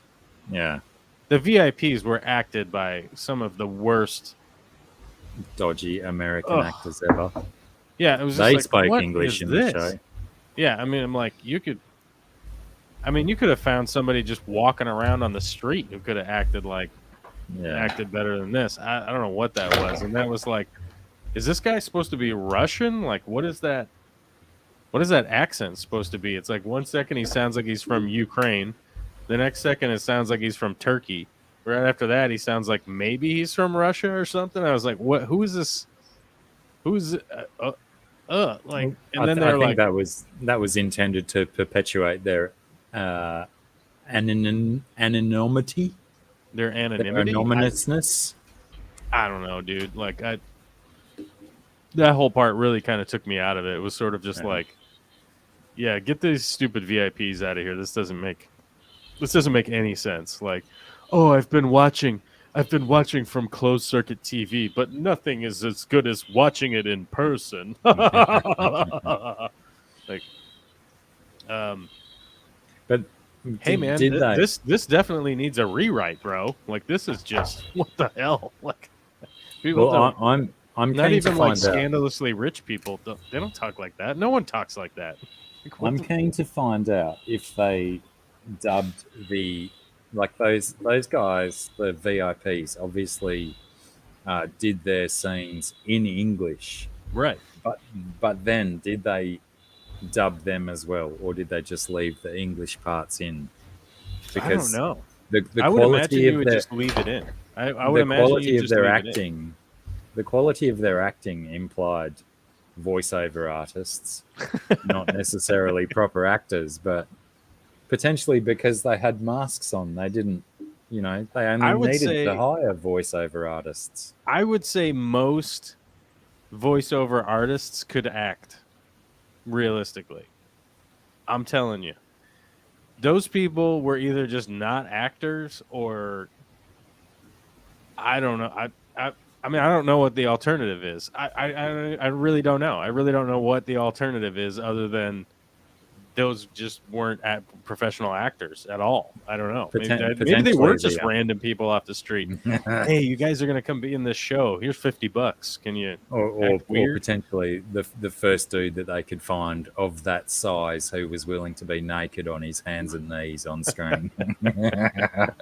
Well, they seem to have like lots of naked painted people. They seem to have lots of them around. Yeah, and. I was I think I even said to Scungy as we were watching it that the two that were intertwined along the back of one of the couches, I was like, oh, they're gonna move soon, they're gonna do something, and they didn't. They just still. Spoiler, none of the painted people move or do anything, but they seem to be real people. They seem to be real, yeah. Or those are just like the craziest. Those are the craziest real dolls you've ever seen in your entire life. The most futuristic, realistic real dolls, I guess. Which, who knows? Yeah. There might be a market for those in the old Koreatown out east. back east. But essentially, I mean, without wanting to give any spoilers or anything, it's definitely worth a watch, whether you're a foreign film watching person or not. It's got quite a good dub to it. It's not poorly dubbed. There's a couple of giggle moments in the dubs, but if you prefer to do subtitles are available. But definitely worth getting into. I found it a highly enjoyable program to watch. Mm-hmm. And yeah, probably wouldn't have found out about it until this week's live stream if I didn't have, nonsense popping up in my news feed. It's pretty good. I keep getting supermarket hacks in my news feed as well. It's like, that's not fucking news. Are you sure? Tell me about COVID or something, not tricks to use at the Woolies checkout. Is there tricks to use at the some amazingly open-minded human found out that at the self-serve section of my local supermarket, your trolley fits in a particular way to make your scanning of your items easier. That was fucking news. That was my God. News. That's front page. That's front page news. That you could fit the cart like over where the it's little supposed to go. shelf where you normally put your stuff. Yeah. And My then- God. and then- you mean the cart fits in the store where it belongs? Like in the Where it's areas supposed where it's to supposed be? to go? I saw a news article that popped up for me, and it was there was a really sensational headline. I can't remember it, but it was like something like Kmart shoppers, hack, storms the nation, or like stops the nation, something like, everyone's, it was really big. And what it was that somebody had said, if you're going camping, instead of having a container that you take your coffee in and a container that you take your sugar in, you can actually get a plastic container that has a division in it. Oh my God. And you can put your coffee and your sugar in the same container. Oh my God. That was on the news. Mind blown. What will they come up with next? Like what are they gonna do next? I mean, It's crazy. Well, wait I a had minute. one. Wait a minute, I had guys. one. In, what if there was 3 sections? I had all 3 sections. Jesus Christ! Now you're pushing boundaries. Is it even possible? Is it even possible? Can we dream? Can we dream about the 3-section container? Oh my God!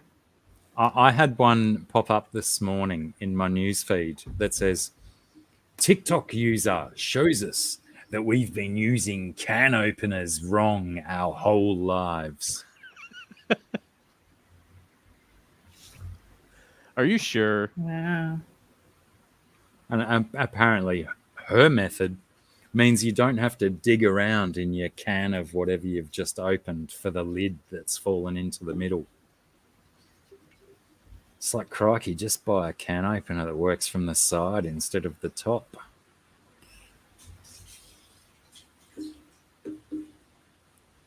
It's ridiculous, some of the shit that pops up on those news feeds. Oh, wait.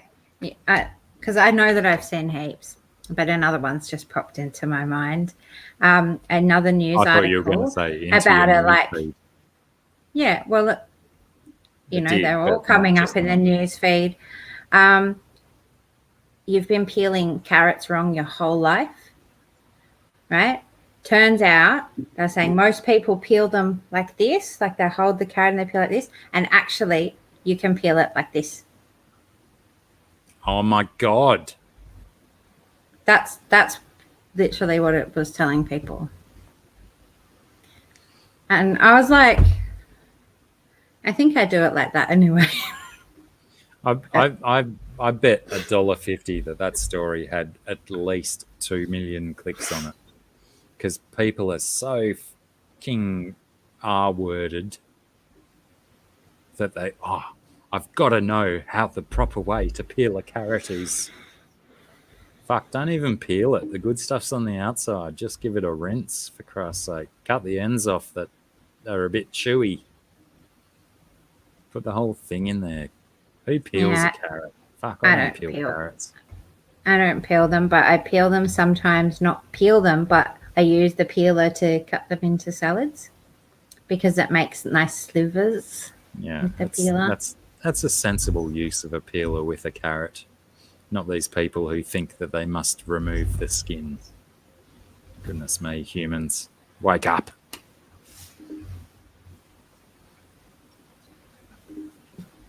The camping salt pepper shaker, is that a salt and pepper shaker, BJ, that has a divided partition so you can separate the salt and pepper? It's like most people put salt and pepper on together. Why not just put them in the same freaking shaker?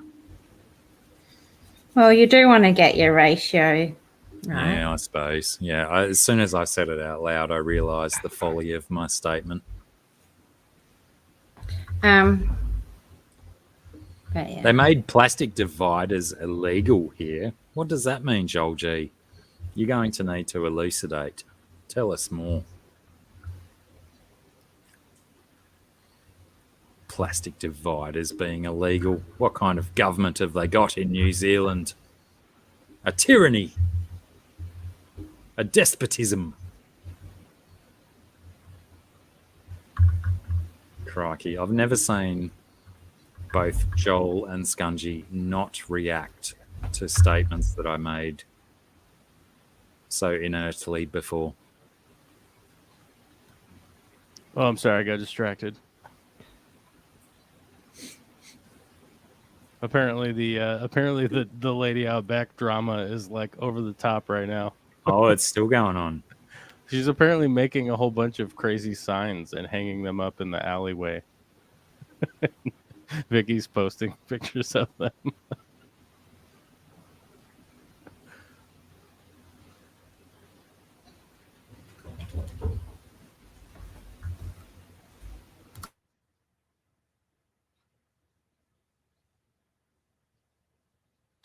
I don't know. It's pretty ridiculous.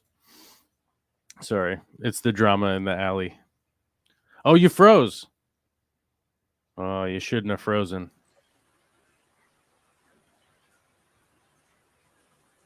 Oh, Scungy left. And Blacky left. I'm here all by myself laughing about the neighbor drama. What was Joel G talking about? They made plastic dividers illegal here. Was putting container sellers out of work.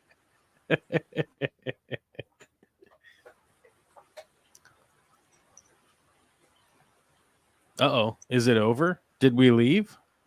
I'm going to find out. No, I'm still here by myself, apparently. Uh-oh. Is it over? Did we leave? I'm going to find out. No, I'm still here by myself, apparently. Yeah, now I'm here talking to myself, and I'm going to be on a loop. Oh, Scungy's back. Okay. We're okay. Do we know what happened then? I don't know. You froze and then you left, and then Scungy got up and left, and I was just sitting here going like, I don't know what happened. I just had a black screen with three what do you call them? Squirrely things. Oh. I had to chase my dog. Stephen P, you're safe. I think we're done talking about Squid Game for now. We won't issue any more spoilers. Oh, you remember that part? Yeah. Oh, that part with the thing and stuff. That part with the stuff and the thing. Yeah. Yeah, no, good show. Highly recommend it. Just hurry up and watch it. Stephen P. Far out. Somebody sent me something earlier. G'day, Vitra. Oh, the new Spider-Man. When's that new Spider-Man coming out? I don't know. Spider-Man. When is that coming out? I know that like the No Way Home trailer came out. Yeah, that's the new Spider-Man, isn't it? No Way Home. Yeah. There we go. S says December 13. Oh, okay, we're good then. Okay, so there must have just been like a new trailer or something come out because somebody was freaking out about some new Spider-Man. So it must just be. And is trailer. that animated one? What's that one called? Into the Spideyverse. Into the Spider-Verse. Is that free yet? Apart from your streaming service fees, because I've really been wanting to watch that, but I'm such a miser that I don't want to pay $5 to watch it. I don't know if that one's free. I don't know if that one's free yet or not. Every time I look, it's still like a $3.99 rental. Or something. Really? Get out of here! I think Black Widow came out as free the other day. Yeah, it was. I still haven't watched it. I'm really, really not interested in Black Widow or Hawkeye stories. Right? Yeah, me neither. It's like those dudes aren't superheroes; they're just people with skills. There's enough of them around. We don't need stories about people with skills. Right. Marvel release dates, because I think the only one that's coming out is the. I think the only thing that's coming out Marvel wise is the Spider-Man. I think that's it, right? Yeah. Oh no, I can't. The Eternals came out or is coming out. Eternals is coming out. Then Hawkeye, which I don't know. There is actually a Hawkeye TV series. I don't know if it's TV or a movie. It says Hawkeye November 24th, 2021. And the Eternals does come out November 5th, right? Yeah, apparently people have been cracking the dirts because Angelina Jolie appears in the Eternals. Oh, does she really? Oh, yeah. Vitra, good point. Venom 2 should be out real soon too, yeah? Oh, that's right. Venom 2 is coming out. I'm excited for Venom 2. Me too. And I'm kind of glad that I've heard a couple of reports toileting it already, because that's gonna send me into watching it with really low expectations. Oh, Venom 2 means I'm gonna love it. Yeah, how can you not enjoy Venom? Yeah, because it's Spider-Man. Is in it. Yeah, so it's Spider-Man, Hawkeye, Eternals, Hawkeye, Spider-Man in that order this year, and then Miss Marvel comes out early 2022, which I think, I know that there's a lot of people that didn't like.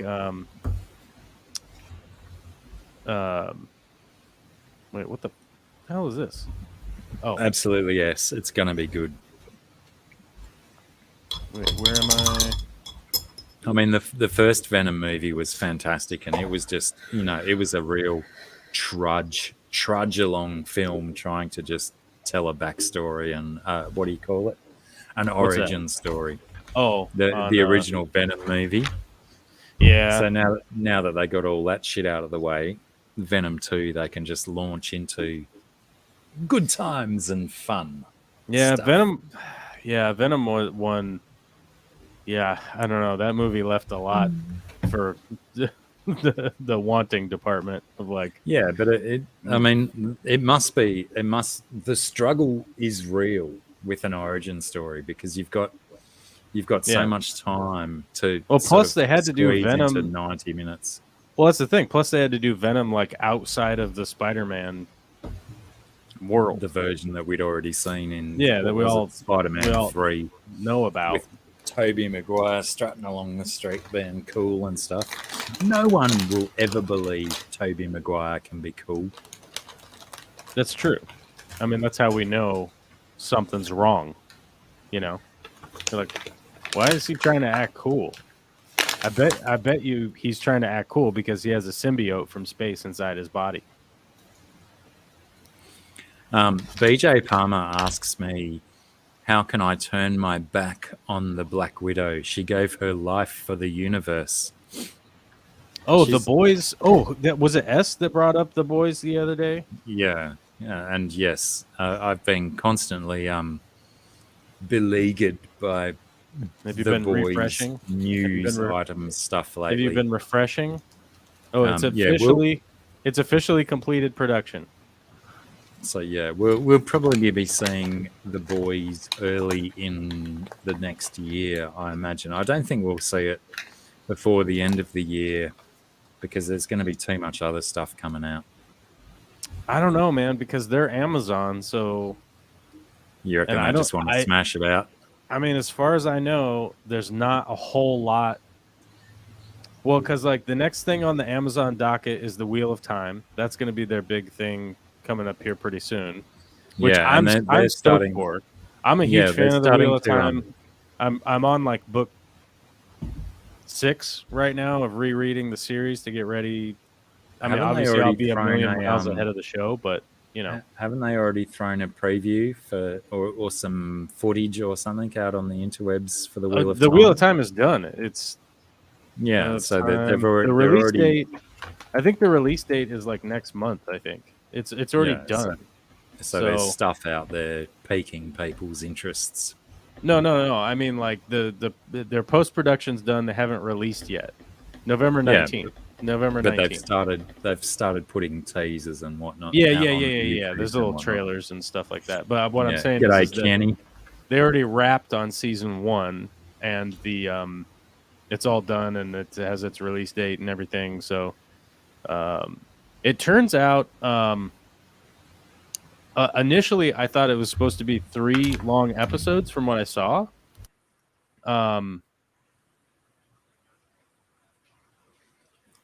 So I think what they're doing is they release November 19th, 1, 2, and 3. Episode 1, 2, and 3 come out. And then episode 4 comes out November 26th, so like a week later. Then a week after that, episode 5 comes out. Then a week after that, episode 6. Then episode 7 a week after that. And then episode 8, which is the final one of the first season, comes out Christmas Eve. Yeah. So I don't know. So it's weird. So I think like the first 3 episodes all come out on the same day. So I think people can kind of binge the first 3 episodes, and then they do. That's been a bit of a trend lately. Weekly after that, which I think is pretty smart. I kind of like that. Yeah. You know, kind of hook you in. Get a little bit of a binge in before you can actually not binge anymore. Well, S says, "What's the Wheel of Time?" Robert Jordan's fantasy epic is a lot of books. I think it's 14, I was going to. Can we stop? 14 giant novels. Stop. What? I wanted, because Scungy's like a fan of Wheel of Time as well. Oh, sorry. So I wanted to wait until she came back, and we'd highlight S's question and get her to describe Wheel of Time for S and the rest of the viewers. Yeah, no worries. How do you feel about that? Or alternatively, you could give your elevator pitch for Wheel of Time, if everyone's familiar what an elevator pitch is. And then we get. Well, I feel like I don't want to step on anybody's toes, so we could talk about the Boys season 3 here. Can't wait. Because to avoid getting your hopes up and hearts broken, however, it'd be best to widen those parameters to late 2021, early 2022. But it says all the principles are wrapped and they're working on the post already.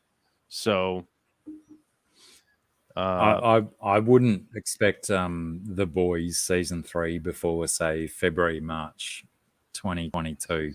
I would think because the Wheel of Time is coming out and it's pretty much going to occupy December. I mean, there might be something else from Amazon. Yeah, I mean, obviously Amazon they don't want to tread on their own toes. Yeah, I mean, you don't want to stomp on a big production like the Wheel of Time. You know, it's like doing the Lord of the Rings. Like, you don't want to just like throw that out there.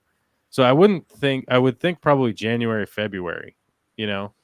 Yeah. I mean, especially because in the States, everybody's going to be inside in January, February. I mean, you're either at work or you go snow skiing, or you're iced in, or you're just in home, you know, like you're not going jogging in the freezing rain, you know, it's just not happening.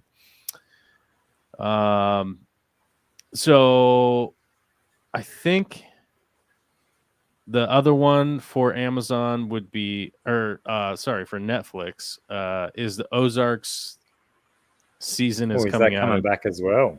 Yeah, it's coming back at some point because I know that I know that they got a big delay or whatever, but I was listening to Jason Bateman was being interviewed recently on something. I don't know what it was because I was just listening to it. I didn't actually watch it, but they were interviewing him and they're like, "When's the Ozarks coming out?" And he's like, "Oh yeah, yeah." You know, he was trying to do the like, because somebody asked him like just right out of the blue. You know, I think he was on a podcast or something, and I think they had finished filming already, and this was 2 months old or something. So it was like, oh, okay, so there's going to be one coming at some point. Apparently the Queen's Gambit is going to have another season. I just couldn't even. I didn't watch the first one. Does it I need couldn't a get into second it. season? Vicky watched it, but I couldn't get into it. I was like, I don't know what's going on here. And I mean, I know that chess is like the big thing again. I feel like every 10 years of my life, chess comes back into fashion for like 6 months, you know? And it's like, you know, every Tom, Dick, and Harry out there is suddenly like cracking open their old chessboard and they go bonkers for it for like 2 months, and then it's just gone for the next 10 years. And then I don't know. I feel like that's been a reoccurring like decade theme in my life that kind of pops up. I tend to agree. Yeah, I started watching the Wilds Vitra. Myself and Scungy did. I just have to go and respond. I'm getting paged by my elders, so I just got to go and make sure that they're safe and whatnot. Okay, you got it. So Sarah says she can't describe what was the one we were just talking about? Something of time, that thing. Wow, some people are estimating that The Boys next season 3 might be coming out in November Of this year. Yeah, of this year. Yeah, but they say don't get your hopes up. But they're thinking it's November because of the production time on the other ones. Like that's where it would line up. Yeah, I think we'll see Wheels of Time before that. Anyway, I've just got to disappear for a second, go and check on these elders.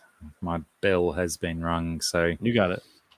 You talk amongst yourself with these people for a moment. Hey, have I told you guys about membership on my channel? You could be a member on my channel. Just I don't recommend it. I don't recommend it. I do not recommend being a member on my channel. But you could if you were somebody who's a kookaloo and you wanted to be like a part of the posse and posse up if you'd like to. So let's see. What list do we have here? The Boys Season 3, which we kind of talked about. Lux Listings, Sydney. I don't know what that is. That's ridiculous. I know what you did last summer, Season 1. Oh, I saw the trailer for that, and that is just not... That's not intriguing to me. That is not intriguing to me, like, at all, dude. Like, that... I know what you did last summer. That's, like, not exciting. Fairfax. What is Fairfax? Do we know what that is? Hannah Season 3 is coming out. The Expanse Season 6. Man, I watched Season 1 and 2 of The Expanse when it was on, like, Sci-Fi like a million years ago. And then The Expanse came back. And I tried to start watching it, and I just was like, it didn't work. It did not work for me. I was just like, I don't know what's going on here, but it seems to have been popular with a lot of people, and maybe I'll try it. Maybe I'll try it again. I don't know. I feel like I've heard from a lot of people that it does like a really good job continuing on, but I don't know. What's Fairfax? Let's find out. Let's check the synopsis. Season 1. Fairfax is an Amazon original adult animated comedy series that follows 4 middle school best friends on their never-ending quest for clout on Fairfax Avenue in Los Angeles. The pulsing heart of hype beast culture. I don't even know what that sentence is supposed to be. Let's see. Starring Skylar, Kiersey, Peter, Jabuki, Billy, Zoe, Camila, Rob, Yvette. I'm not saying their last names. So I don't know. We'll see how this goes. We'll see if that's any good. I don't know about these like episodes. I don't know about these shows about animated teenagers, but it's for adults or whatever. I don't know. It's kind of a whatever. Upcoming. Yeah. Yeah, the boys is upcoming, but it's to be announced. So sounds like they're done with season 3, so we'll see what happens. And that's from the Amazon Studios website. Absentia is out. I don't know what that is. I don't know what this is. Bausch. Have you seen the Bausch? Carnival Row. Clarkson's Farm was really good. I highly recommend that. That Clarkson's Farm was rad. I don't know if anybody else watched that, but Clarkson's Farm was really good. And I think it would definitely give a pretty good look behind the curtain on what it's like to do farming stuff, agriculture in these days. And Jeremy Clarkson is just self-deprecating humor at its best, realistically. I mean, that guy's clearly doing a solid making fun of himself whenever possible. And I like his kind of dry nonsense for sure. Let's see. How are you recovering after the Fishtoberfest? Yeah, I didn't go to Fishtober because I found out about it with very little notice, and I was already booked to be doing stuff that weekend. So I didn't go. Even though I am geographically pretty close, it's not that close. So would have had to arrange my business, and I didn't hear about it until maybe just under 2 weeks before it was happening. And it was like, dude, let me look at my calendar, and there's stuff on it. So any kind of stuff like that coming up, I would almost 100% remind people that I would have to be told about it, because I'm not really like cruising around trying to find out what's going on with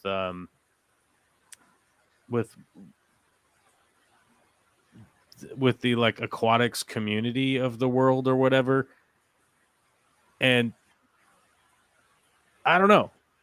I don't really get that many emails these days about stuff going on. So maybe people are just like, I don't want you to go. So that's just how I feel about it. Like maybe that's true. Maybe I'm wrong, but who knows?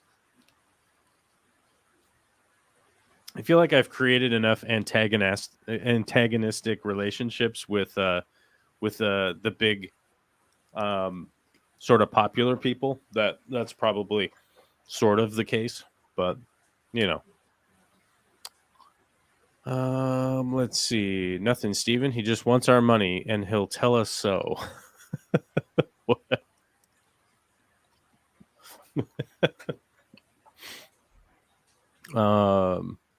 What sort of amazing upcoming members only bonus content would a prospective member expect? Yeah, well, I mean, I was joking about becoming a member on my YouTube channel.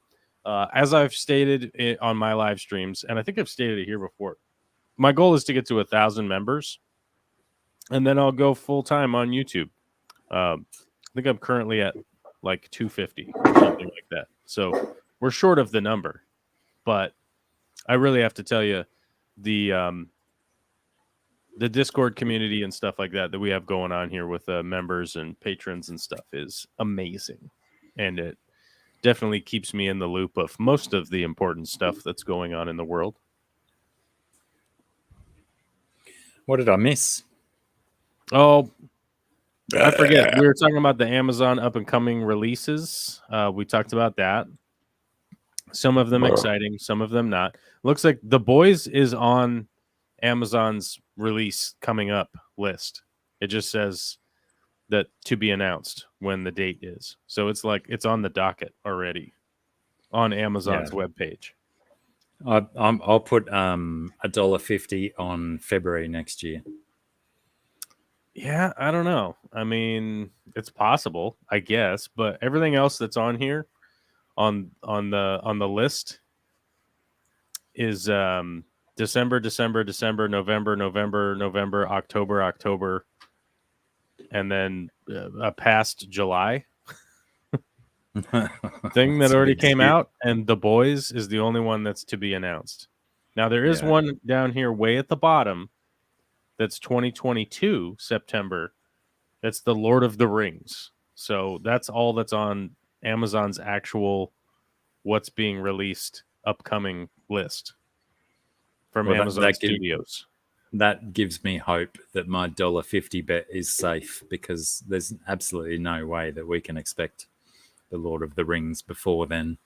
Lord of the Rings will likely be February 23. It says Even- September 2, 2022. Yeah, they've got their hand on it for sure.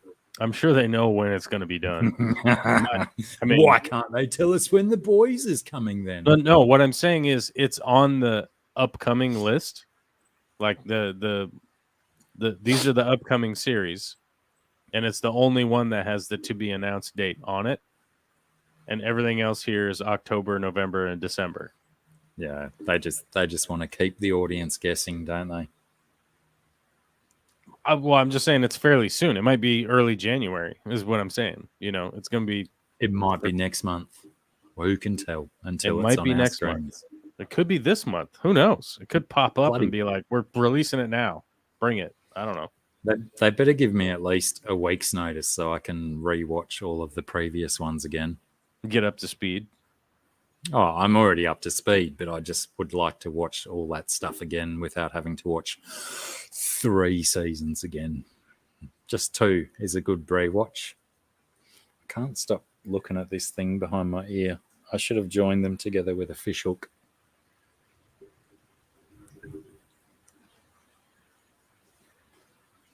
I've got 2 knobs on the back of my head again. You got 2 knobs on the back of your head. Yeah, like instead of just doing one, what do you call it? Samurai knot. I did 2 today, so I've got 1 on each side of my head, which is it's a callback to when I was a not so famous musician, and we did a photo shot and a photo shoot with a professional photographer, and I did it with 2 samurai knots, and I thought I'm going to do 2 samurai knots today, but they're not the best samurai knots. I put them too low, but they kept the hair off the back of my neck in this humidity, which was key. I think I might shave my head again. Can we get a show of hands? A show of hands or votes or something. How do you do a show of hands in chat? Whether I shave my head and get rid of it all again, or just keep growing it and get it back to where it was. I'm so pissed that Top Gun 2 keeps getting pushed back. Did you see, speaking of Top Gun, did you see the news, I use the term advisedly, of Tom Cruise at the baseball game, and people were saying, didn't look like Tom Cruise. Tom Cruise looks so different. What happened? He was at one of the, I think, is it the World Series that's going on at the moment? The last 7 games of the baseball season for you, Mob? I don't know, dude. And it goes on forever. Tom Cruise was in the crowd, and people were saying he looks like Norm Macdonald before he died, and doesn't look like Tom Cruise at all. And people saying that's not Tom Cruise, that's one of those dudes that looks like Tom Cruise. Yeah, that's some baseball game. It was quite interesting. Yeah, I think he does not look good. He does not look good in this at all. Well, he kind of, I did totally appreciate that he looked very much like Norm Macdonald, and he's really starting to show his age. He looks like super puffy. They're not kidding. He looks like something's going on here. I don't know what it is. Like he's having an allergic reaction to something, or he just I don't know. I don't know what's going on here, but he's looking puffy as hell. He ate a bad baseball dog. I don't know what it is, man. He maybe he's allergic to peanuts or something. I don't know. I mean, essentially, realistically, and wholesomely, it allows us to believe that he is just a normal human being, that he's subjected to, that he might look different one day to the next. Well,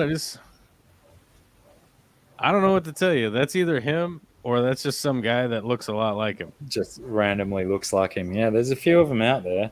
I don't know why Tom Cruise would just be hanging out in the crowd at a baseball game. Like this is some guy just like sitting at a baseball game by himself, and like people are taking pictures of him. Well, I think that's the thing in the crowd with like all the peons. What? I think the thing that solidified it for most of the viewers was that he was there with his son, and that his son is potentially just as recognizable as he is. Huh. G'day, Chewy. Oh, Stephen P raises an interesting point. It could be a high sodium reaction. Maybe he had 2 baseball hot dogs.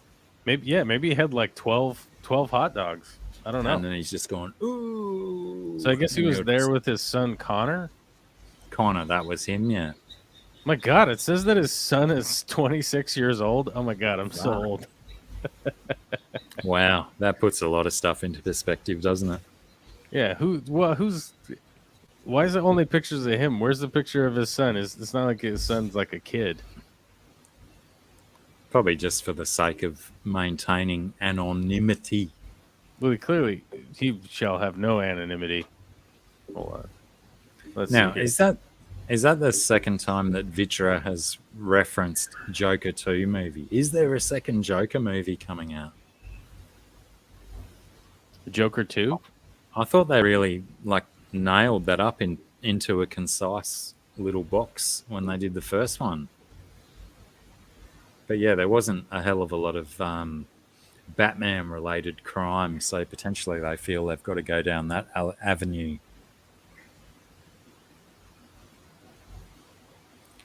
Yeah, that's one of the things too, GRB. One would think that Tom Cruise would get a corporate box or a VIP section, but he's this doesn't make any sense because this doesn't make any sense because like every other picture of him with his kid at a baseball game or a basketball game, he's like courtside. They're in a box, and this is just like they just got some seats. Yeah, I was not. And I'm telling you, that was really him. If that's his, why maybe his kid's looking like overweight too. So I don't know what's going on here. They've been on a Macca's binge for a week and a half. Yeah, they've just been wilding out and like getting weird, eating hot dogs. I don't know.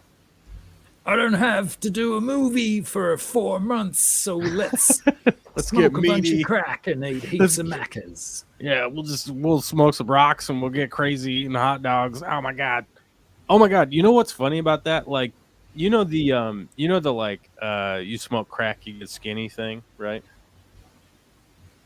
It's never worked for me. No, that does not work because you have to be the combination is specific. Like you gotta do like a bunch of crack and also be like incredibly poor.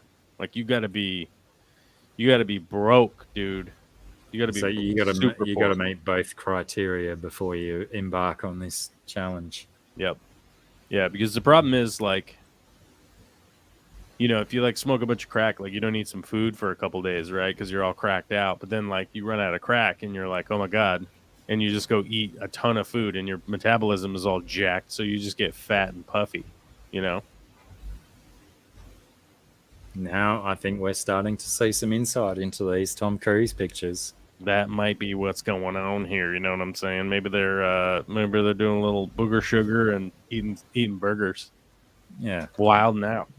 With fasting involved, because obviously he's got that vibe. You know what I mean? He might jump up on a couch and start screaming.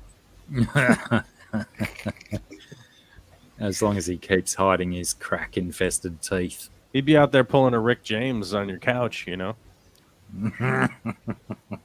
All right, Scungy is back. Can we talk about the Wheel of Time now? Because she was going to give us the lowdown. No, Well, I she was- wasn't going to do that.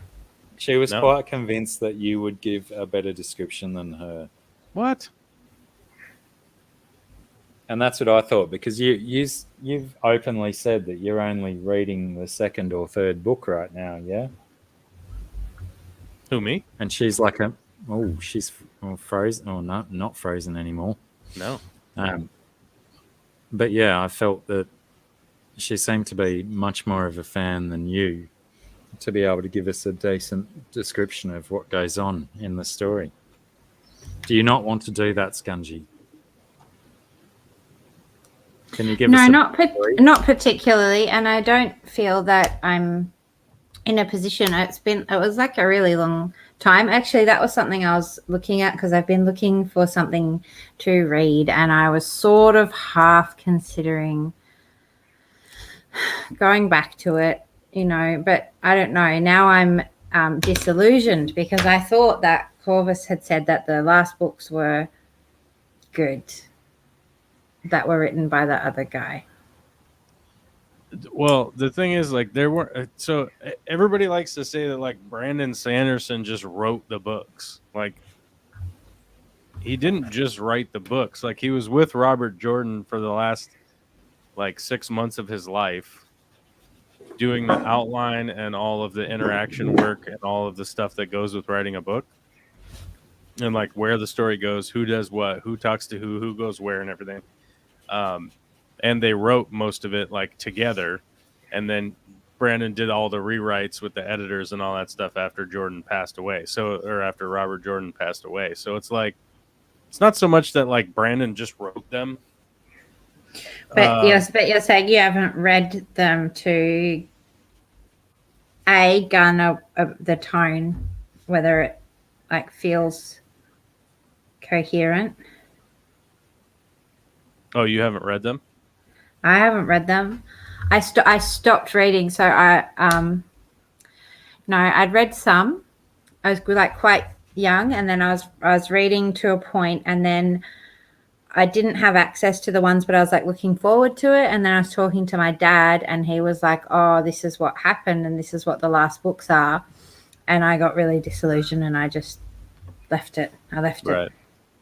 So Geek Boy has a good point. Sanderson spent a long time with Robert Jordan before his death.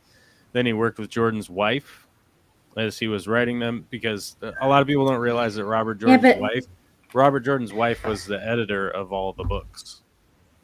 But she was his editor.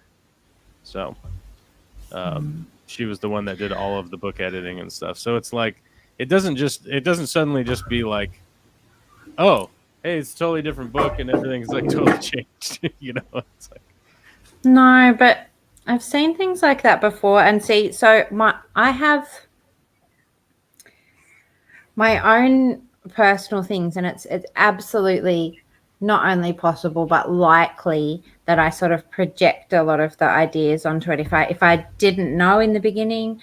But I have had a few things that have been started by one person, and then you keep watching, and I'll get to a point where I'm like, I'm feeling like kind of not connected to this anymore. And then I'll later find out it's because the original person dropped out, and it's like almost exactly at the line where I've felt like something's missing.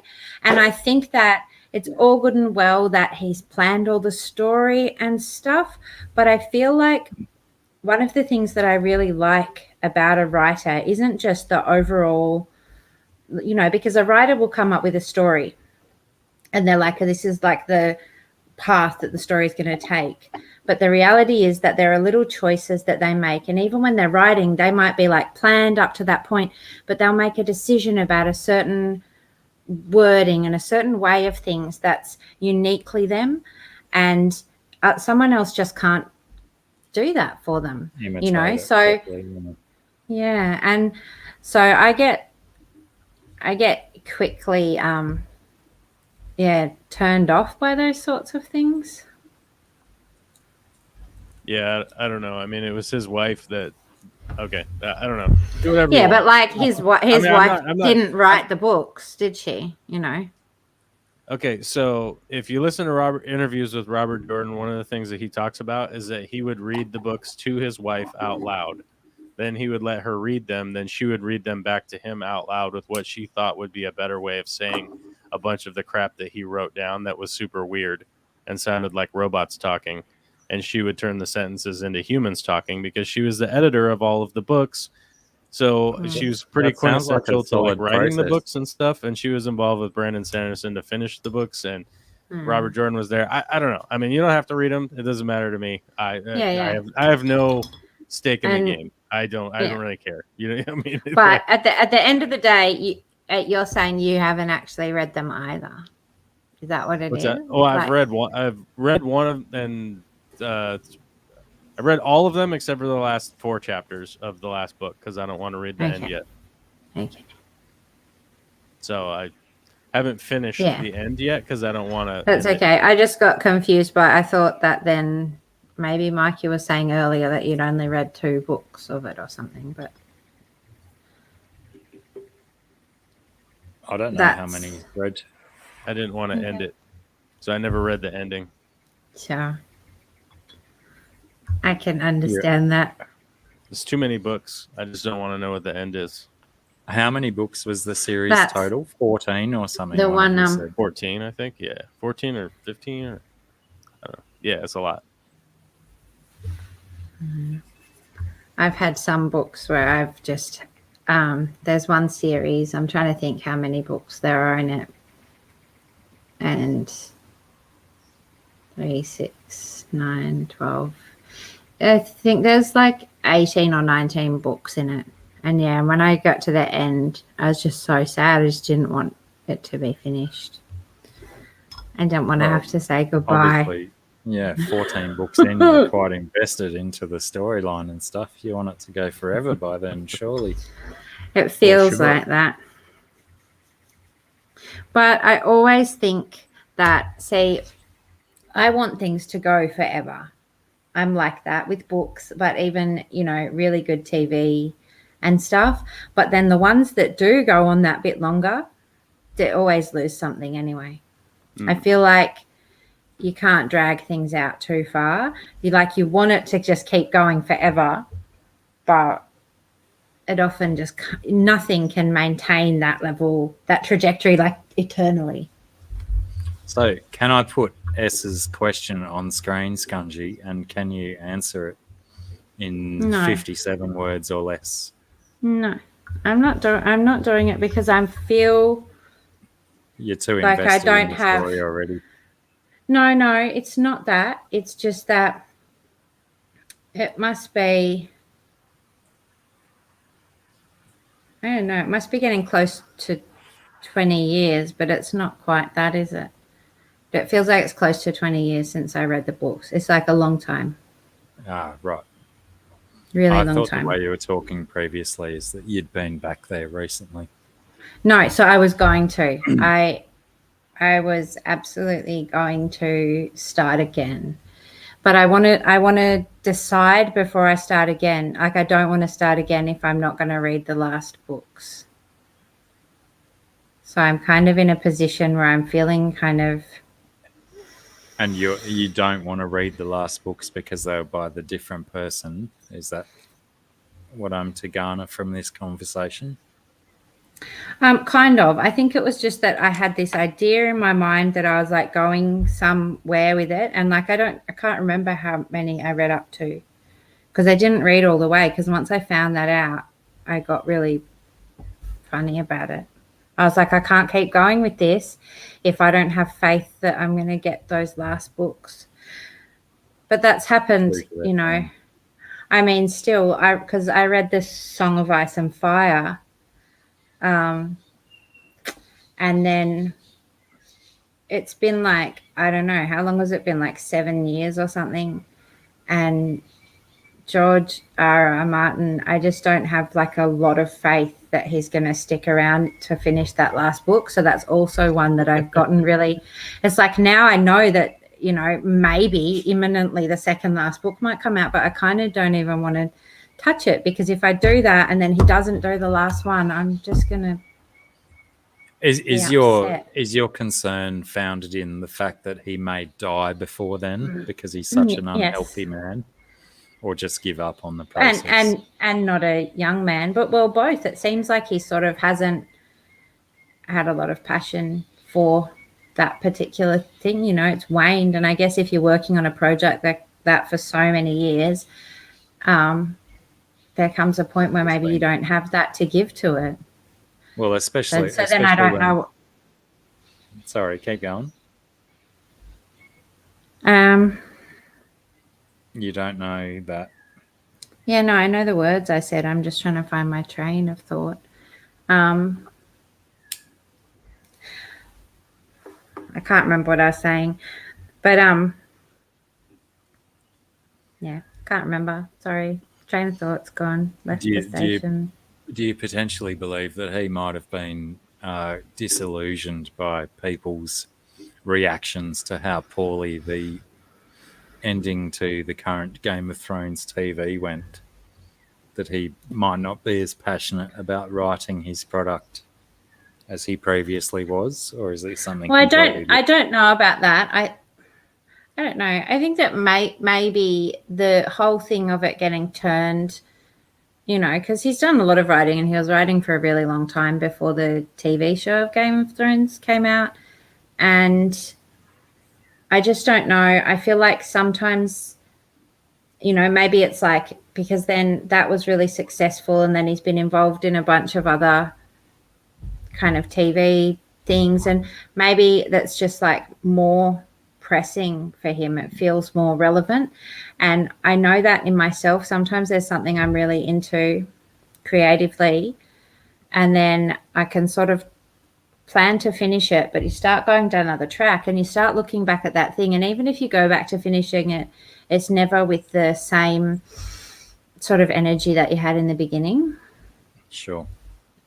And yeah, I always think that even though I do want things to go forever, I think that initial passion for something is really valuable. And that goes for all sorts of things, you know, in like music, and I see it a lot.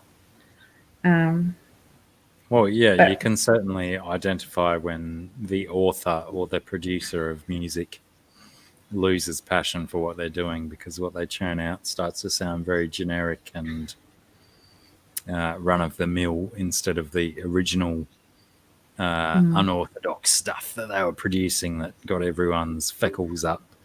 I think that's twice now I've said feckles this stream. I think that with reading, like, I mean, because I love reading and I love to so I love to have something that just goes on forever and I can just get really involved in. But I think that the things that I really get something from are usually something where it's all in that really initial ideas that somebody's had becomes, you know, it's often the best things are actually smaller. But I love the idea of the grand scale. I don't know.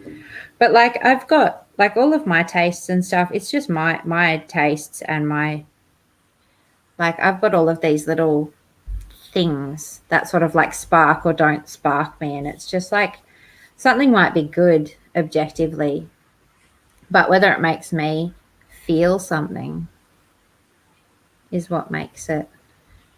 And I can be easily turned from being into it and being against it.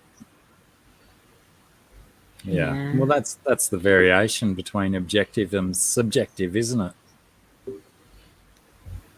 If you can sit by objectively and read something without influence, great. But generally, 9 times out of 10, you read something subjectively, you're going to be influenced by your previous opinions and whatnot.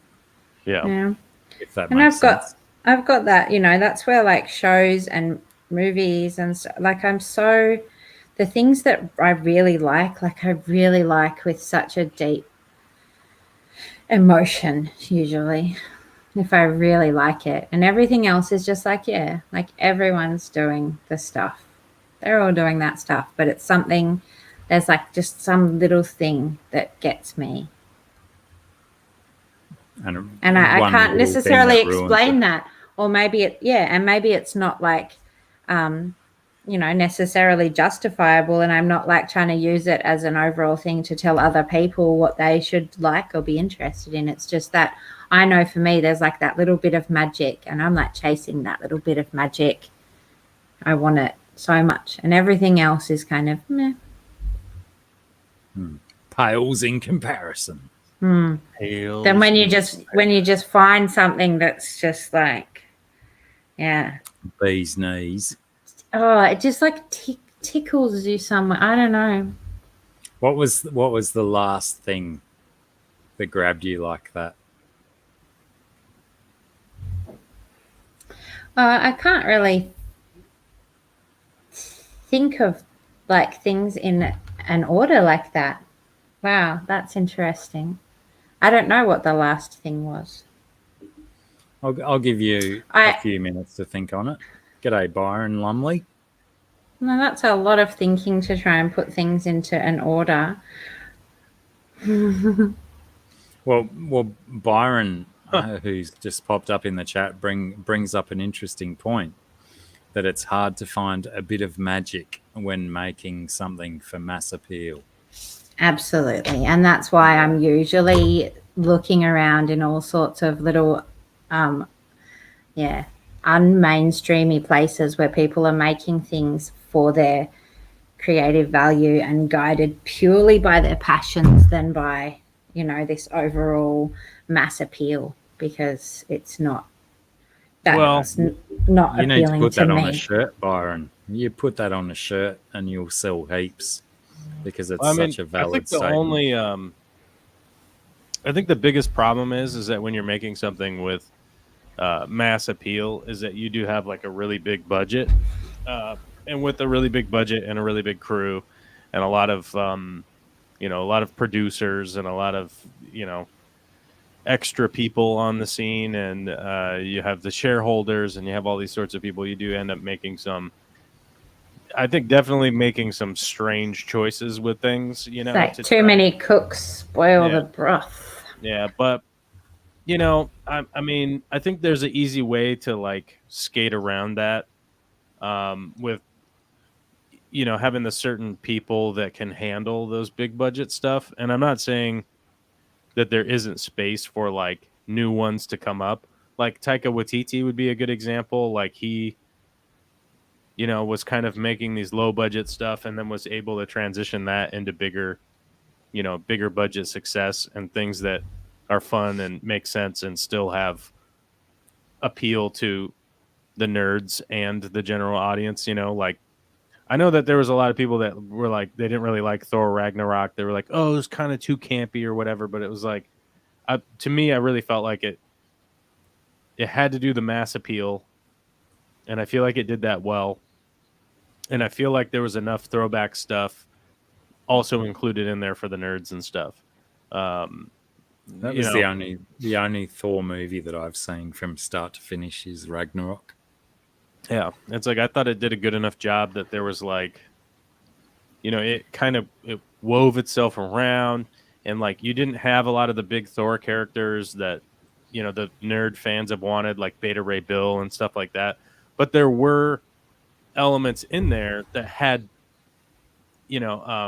nods to Beta Ray Bill and stuff like that. So it was still able to kind of do that. So I think it's possible, but I think it's only like a small group of people that can actually make that happen. I don't think that like anything Marvel has anything magic in it. None of that is like touching in any way. Yeah, it's all about bam, bam, bam, impress, image, and there's nothing. There's no underlying little bits that are gonna touch. Yeah, you're not gonna learn your humanity in any way. Yeah, that's my personal feelings. No, I tend to agree totally. Right. as the casual observers who's never read any of the graphic novels or anything like that. So, I mean, I guess like in the Star Wars world, right? Like the new 3 movies were way too big. J.J. Abrams, Ryan Johnson, those guys were not. They couldn't handle the big stage with a product like that has all this background and everything. But John Favreau and Kevin Feige can come in and make Mandalorian and whatnot and start to like rebuild all of the crap that was blown out of the water by idiots that took a big production that couldn't handle it, So I mean, I think it's fully possible. I'm just saying that it's a very short list of people that can literally come in and go, can I put something in there? Because if you take Thor Ragnarok, we make this great again? I'm saying that like if you take Thor Ragnarok and compare it to like Iron Man 3 or something, like it's vastly different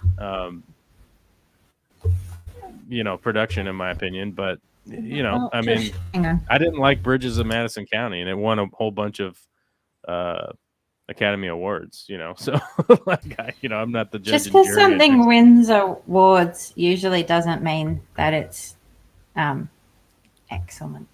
Yeah, especially Bridges of Madison County. That was a long, slow, drawn out film. It took so long. I mean, that could have been a 20-minute short picture, and it would have still had the same effect.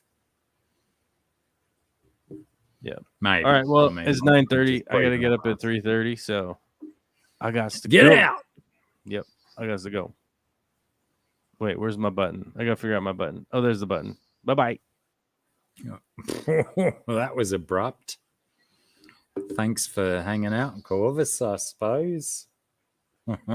Shit. I don't think Corvus has ever left that abruptly, ladies and gentlemen. Exactly, Byron. Preaching to the choir about Star Wars.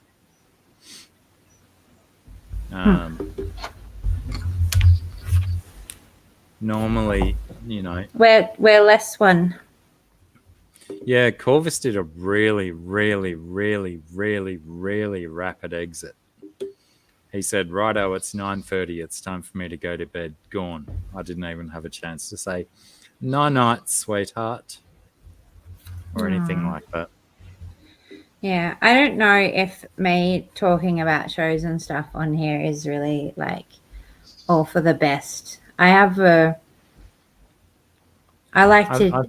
believe in my personal thing for me, and that my opinions might be like, they obviously go against like all of the masses, because obviously like there's all these things that are wildly popular to lots of people. And I'm not saying that the creators of these things are not talented people. I'm not saying like even Star Wars is like fun to watch, right? But it's not one of those things that touches me. Like, so there's like, it doesn't fulfill your artistic side. It doesn't at all. But then again, there are lots of things that I like. Like, I don't even think you like lots of the things. Like, I think I tried to show you the Triplets of Belleville. You were like not interested in that, were you? I don't remember that one? Remember it. Yeah. Obviously, it had an impressive impact on me if I don't remember it. Yeah, but see, I just think that's so good. I think that's beautiful. What was it? The Triplets of something or other? Belleville. When did we try and watch that? Don't know. A little while ago. I also tried to show you the Waking Life. You weren't very into that. It's funny though, ever since you tried to show me the Waking Life, because when we watched that and it was on a dodgy DVD or something, wasn't it? And it didn't come to fruition because the DVD fritzed out. No, But it was going. You I think you like fell asleep or left while we were watching it. right, but ever since But it- then, I've heard so many references to the waking life that we must try and do it again. We must find where it streams. Oh yeah, and it's watch streaming now. I think just on Netflix or something. Which is really Righto. cool because up until recently you couldn't even buy the DVD in this country. Like the DVD Yeah, I've got is the US region coded, and that Yeah, was well, all you could get. isn't that the problem that we had? We couldn't actually watch the DVD. No, we could because the PlayStation was region free or something. So we're watching it on the PlayStation. We were watching it. We watched like half of it or Yeah, something but before you walked out on it. I don't recall walking out on it. I recall it skitzing out or something, or freezing up at a certain spot. No. No, Because I'm in I denial. specifically remember because for me, I was like, this is so brilliant. He's going to love this. And then I was like, only brilliant for me then. That's fine. I loved it. All right. But I promise we'll have another go at it. Right. And I really I like lots of Australian films. And I like lots of international films because they don't subscribe to that kind of blockbuster thing. Template. I like anything that follows a different path because you still don't know what's coming. You watch any of these mainstream things and you just know what's going to happen. I like heaps of Japanese things. What I like about them is they almost just leave you in the lurch. They don't wrap things up properly for you. But there's something really nice about it because you're I love watching when that happens. and it's they just don't wrap it up. They're just you're watching, expecting something, and it's that's it, that's the end. But it's beautiful, and I like French things. You said you watched Delicatessen. Did you watch Delicatessen? And Micmacs? Micmacs is really good. I like that. Have you seen Micmacs? The name does not ring a bell. Okay. What was Delicatessen? It's a French one about.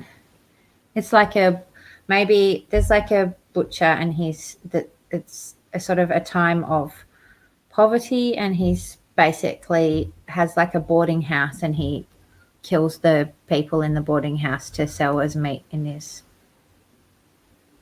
butcher shop. Like a Sweeney Todd kind of rip-off. Yeah, sure. But it's G'day, Big D. It's nice, just all the little human-y moments in it.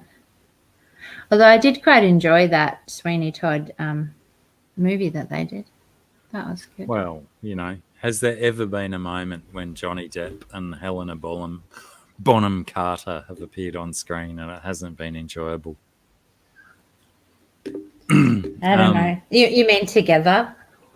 Yeah, together. They always seem to turn up on screen together and they always seem to do well, but they're not even a couple. Now, Byron Lumley asks a question. Any Australian films you recommend? I will always 100% recommend Bad Boy Bubby. That's one of my... Number one. I 100% agree with you on that. I fucking love that movie. If you want to get the perfect example of what Australian life is like, Bad Boy Bubby is where it's at. Bad Boy Bubby. Bubby. Byron, get into it. You've probably seen it already. I have a strange feeling. Red Dog's another good one. I haven't seen that. No, nor have I, but I know that everyone says it's one of the greatest Australian This movie movies. I've never seen is great. Yeah. I'm willing to recommend it based on how many recommendations of it being great there are. Potentially Australia with Hugh Jackman, and I think Nicole Kidman can be given a miss. Yeah, I was about you were saying that. I haven't seen that either, but that just rings Yeah, it's never never Keep that. enticed me to watch it. Keep that away. No, because one of the Dingo things... Fence might be another good one to watch. The Cowra You're, Breakout. you're saying like all the mainstream ones that were made to appeal to international audiences to play on Australianisms, but I'm having trouble. I'm having trouble thinking of some of the quality. Yeah, ones now. But I'm like that. Often like on the spot, I can often not think of things like that. Like I'll sort of know that there's a whole lot of things, but I'm not real good at drawing them up when I'm on the spot. Also, I don't know what the dry is, Byron.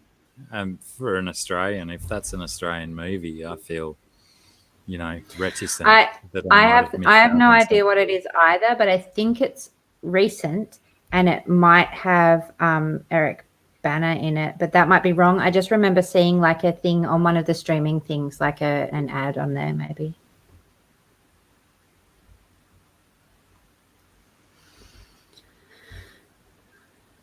The dry, 2020, Byron says. Romper Stomper, potentially one of the greatest Australian movies, as violent and as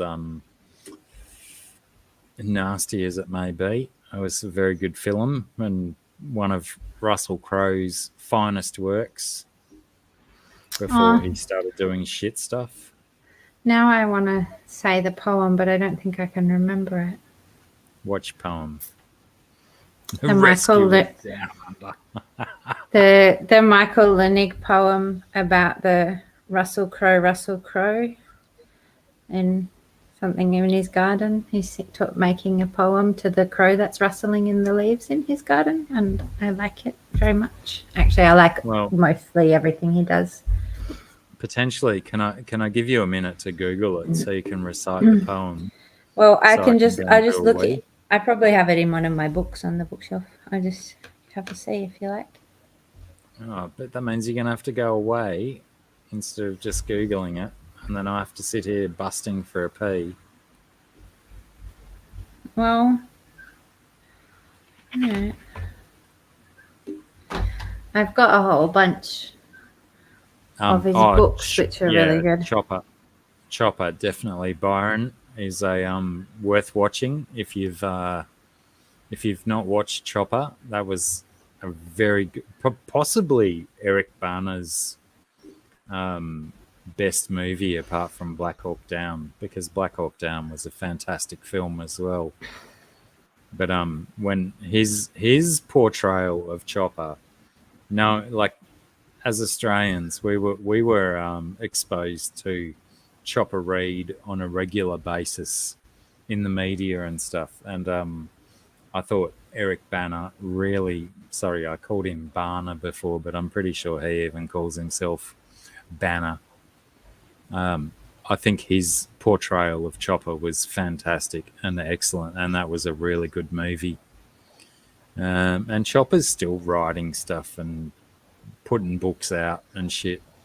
I think he's still in jail too. I don't think he's out yet. He did some naughty things, many naughty things. Our Chopper Read, claim to fame from Australia. Chopper Read. Some people would say Crocodile Dundee, but no, Russell Crowe's a New Zealander. Thank you, Joel G. I know what you're trying to do there. He's trying to thrust Russell Crowe upon Australians being a New Zealander. No, he's all yours. He's got two famous don't want him. New Zealand cricketer cousins. Nah, he's all yours, Joel G. He's all yours.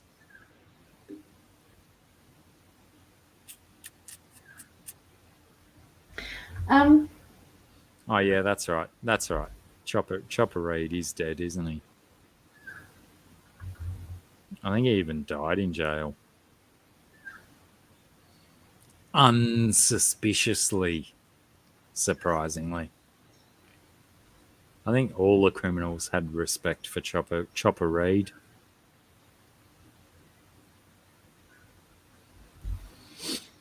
Hang on.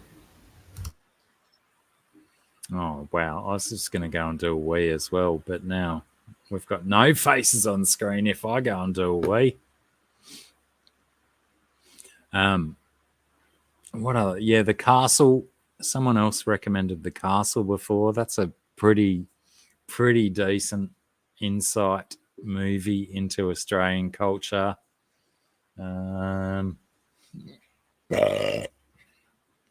Malcolm. I think there's a movie called Malcolm. That's pretty good as well.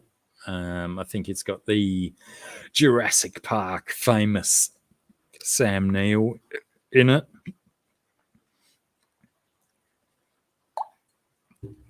We can't forget Alvin Stardust.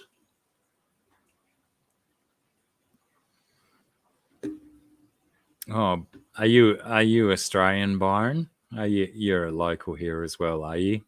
I have to determine these things so I know how I can speak to people, because some people understand Australianisms and other people straight over the head, gone.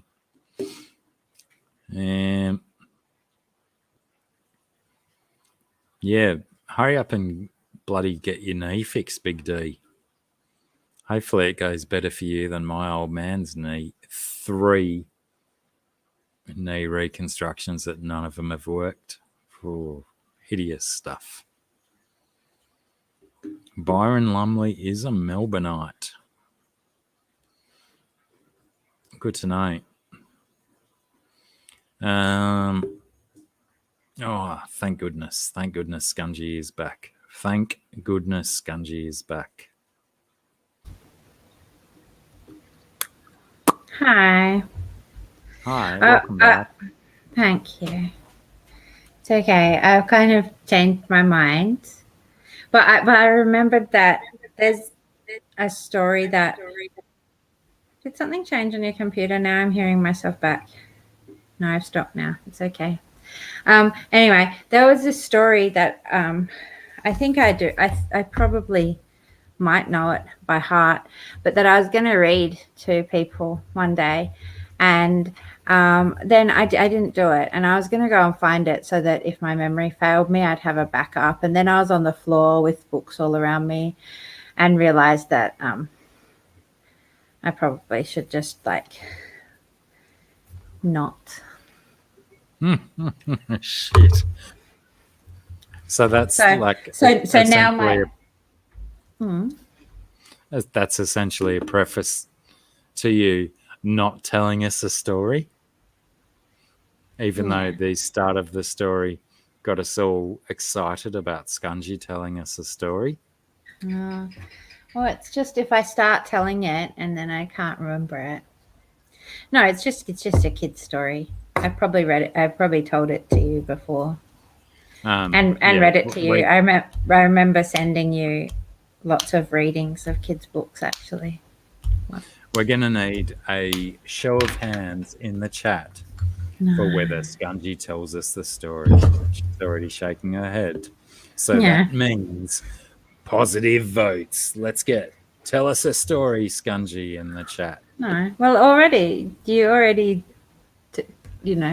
it's okay.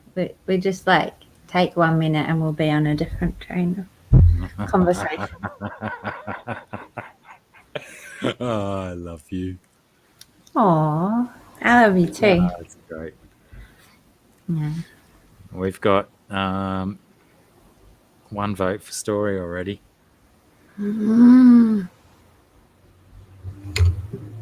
What was the story about? Why don't I remember it?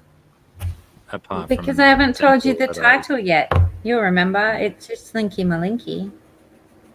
Ah, righto. Yeah, you've got to tell that story. How good is it? It's Definitely got to tell that story. I love that story so much. Everyone in the chat right now, type story. But I don't... So Scungy can tell us the Slinky Malinky story. I could keep going. I'm just really scared I'm going to get to a point and forget how it goes. Then you just improvise. You make that shit up. No, because I can't, because I'll get stuck at the bit I can't remember. Damn it, I broke my lead pencil in my angsty. Yeah. If I can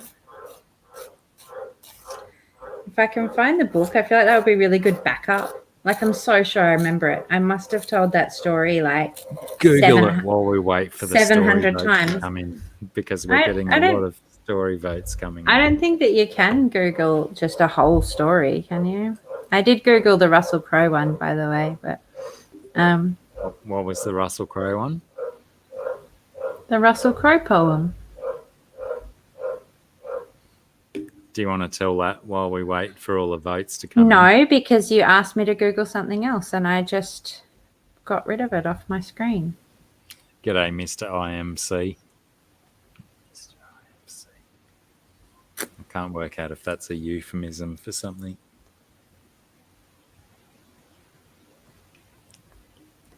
All right. So what are you going to choose to do? I don't know, because if I start telling it and then I forget, then it all feels shit for me. So I'm like, do I go and crawl around on the floor and try and find that book now still? Because I've got that whole shelf over there, and it's pretty massive, full of books. And I tried to pull off some other ones. Like, I thought that like the fish people would kind of like this one, because it's called "This is a Poem That Heals Fish," and I thought it might be helpful to the people. Oh, who let's are do that one keepers. instead. But no, I don't want to. If I tell a story, it has to be Slinky Malinky. Shit. Why even show it then? I'll show you this pretty picture that probably entices people to wanting to know, but I'm not going to tell you. Go and buy your own. It's not a scary story. It's a very children's-y story. That's so funny, because, you know, I usually can't like concentrate on the chat, and I think I'm trying to avoid. I'm feeling embarrassed and funny now.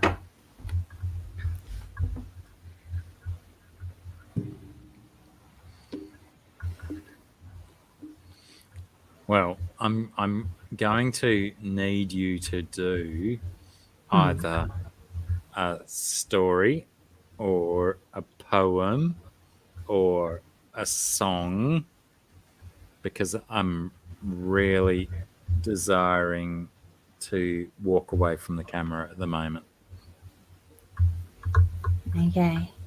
So what would you prefer to do? Would you prefer to play something on the guitar and sing, tell us a poem, or tell us a story that you can barely remember? I wish I had have prepared for this in advance.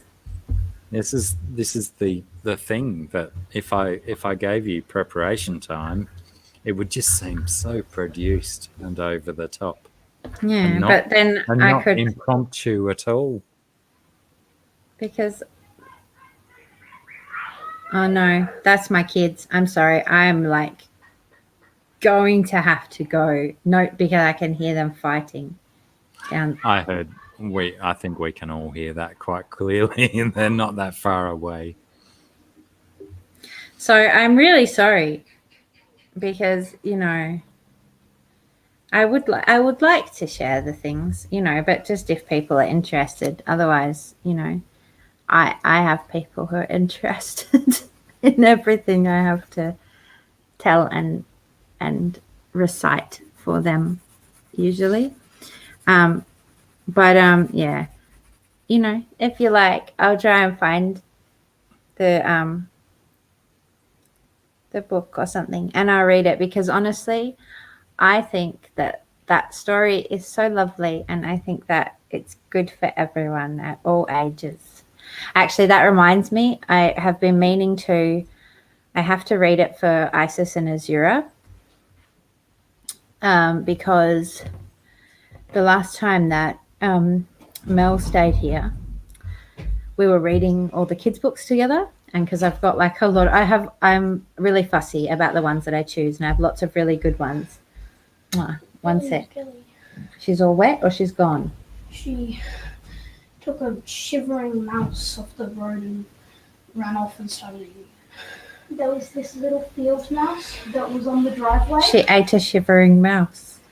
It was a little field mouse on the driveway that was just running across, and we told her to leave it. She wouldn't listen. She just went and ate it, and she just got it and ran away. Okay. I was just walking and then it stopped. Okay.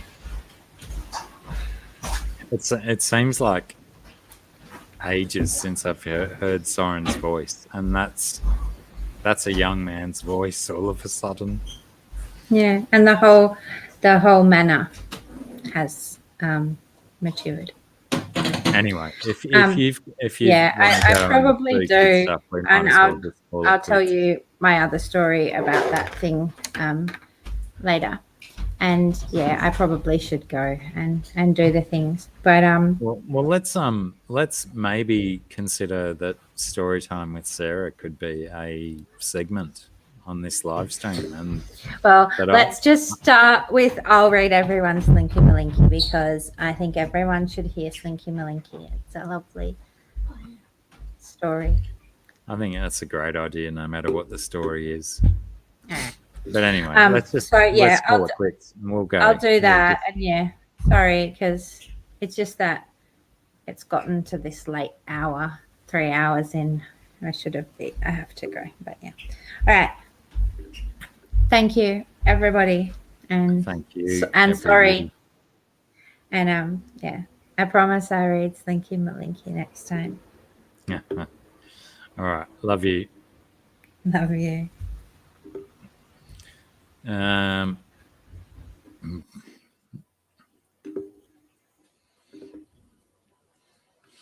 I don't think I can do my goodbyes without doing a wee first. So I think I have to put some music on or something before I go. Do I have any requests? Any requests for songs? If I don't get a request in the next 17 seconds, I'll just put something on while I go into a wee, and then I'll come back and say goodbyes and whatnot and thank yous and all that stuff. I don't even know if I can wait 17 seconds. Let's just go with that guy.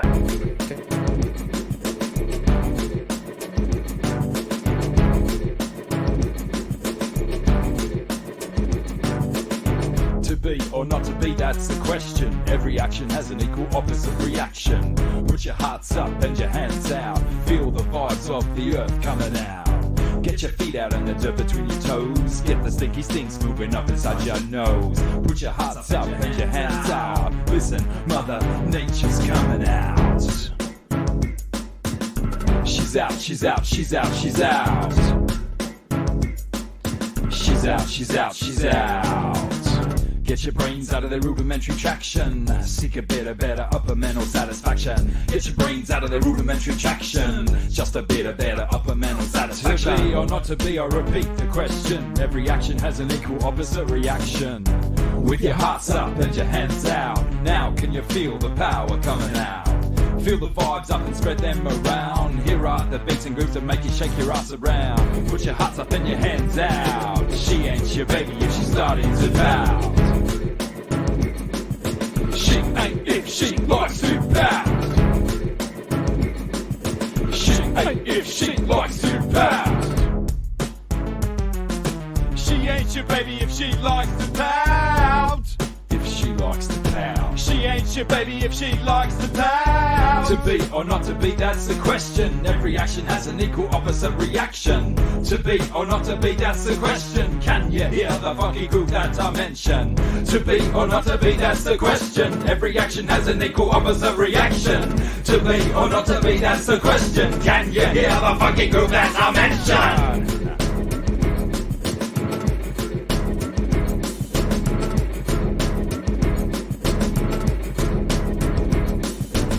To be or not to be, it ought to be a question. Every action has an equal opposite reaction. Put your hearts up and your hands out. Feel the vibes of the earth coming out. Get your feet out and the dirt between your toes. Get the stanky stinks moving up inside your nose. Put your hearts up and your hands out. Feel the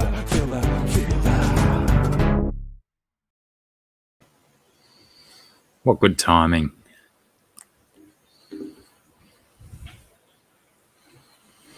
No plans as yet, BJ.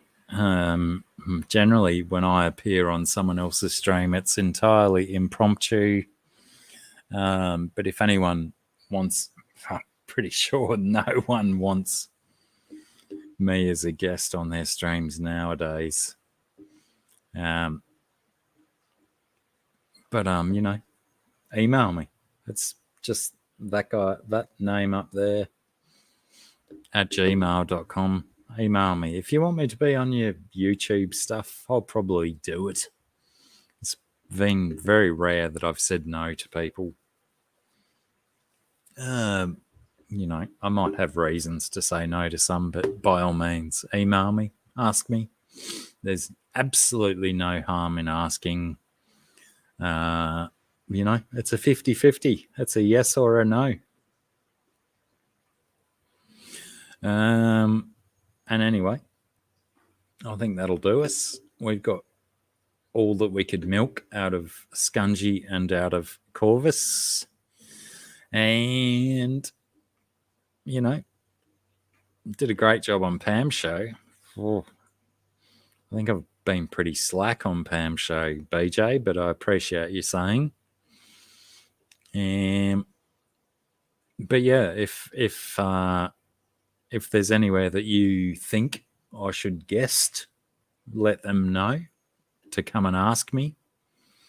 If there's anywhere you want to see me, if there's anything you want to hear my opinion on, etc., feel free to email me. I have an open email address, drblack66@gmail.com. It's not too difficult to work out. If you think you've got some shit that you want to pass from this ear to this ear through my brain, by all means, let me know. I'm open to input. And, of course, there's the elephant in the room that no one's talking about, is that I believe this was 99, isn't it? Episode 99. I think next week will be my episode 100. And we had a couple of suggestions for what I should do on my 100th stream. I'm not doing a giveaway. What kind of lunatic do you think I am? I haven't got enough money for me, let alone everyone else. If you've got some kind of crazy suggestion for what kind of hijinks we can get up to for my 100th live stream, it's not really my 100th because I've done many other live streams in between under different names and stuff and with other people, but it's the 100th episode of Have a Beverage with Blacky, which is kind of, essential viewing in the YouTube community. If there's something you reckon we should get into to celebrate the 100, not giveaways. I'm not giving away stuff. They're way too far north of me, yes. I don't have cassowaries in my neighbourhood. I don't even have emus. I know people believe that all of the Australian animals are everywhere in Australia, but we are a massive land mass. All the cassowaries are way up north. All of the emus are a little bit south and inland of me. But yeah, give me some ideas. Sling me some ideas because I'm running on empty. I don't have any ideas for episode 100. 100's just another number to me unless I'm batting in cricket. And then 100 really means something serious. Let me know. Let me know if you've got ideas. Someone did suggest last week the 60 shots of beer in 60 minutes. I feel that was a little bit child's play. I could do that easily and without impact. I feel I'd probably do that essentially weekly. But yeah, BJ, that's not a bad suggestion.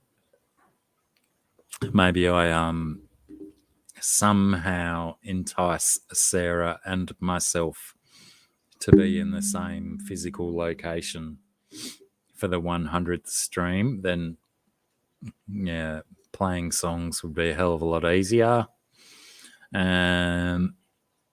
Setting something on fire as well, Byron, that could be definitely worthwhile. I am a closet arsonist myself. I do like fire. I do like seeing things burn. But yeah, please, by all means, don't ignore the email. Email me some stuff. Let me know. Let me know what we should do for the 100th episode. And I might even go out on a limb and say that if I don't get any suggestions and we just go with a anti-climactic 100th episode, I might quit. I might quit live streams after 100. You know, the numbers are going down. Shave? What's that mean? Yeah, I might come in completely bald for 100. Actually, I don't mind that suggestion at all, Shaddy. I might cut all my hair off, shave all my face off, shave my balls, shave my chest, get someone else to shave my back and my welcome mat. That would be a pretty good show for number 100. But, you know, what else is there left to do? I've done so much exciting, outlandish, crazy stuff on live streams. I feel that getting to 100 live streams, you know, maybe that's the only yardstick I need to reach. Maybe I, you know, maybe I do my 100th stream and then quit live streaming forever until, you know, a few weeks later when I miss it and stuff. We'll see. But, you know, drblack66@gmail.com, my YouTube username with an @gmail.com after it. I don't know any tattoo artists, Byron, who would just come to my house and do a live stream tattoo. Although I do like the idea. I have a tattoo mostly designed that I want on my body, but potentially 1 week's notice might not be enough to get that organized in time. But yeah, maybe we could, shit, if I wanted to quit after 100, then that doesn't give me a extra episode to do a tattoo one. I'm not fake tattooing, Shaddy. Goodness me, if I'm going to tattoo, I'm doing it legit.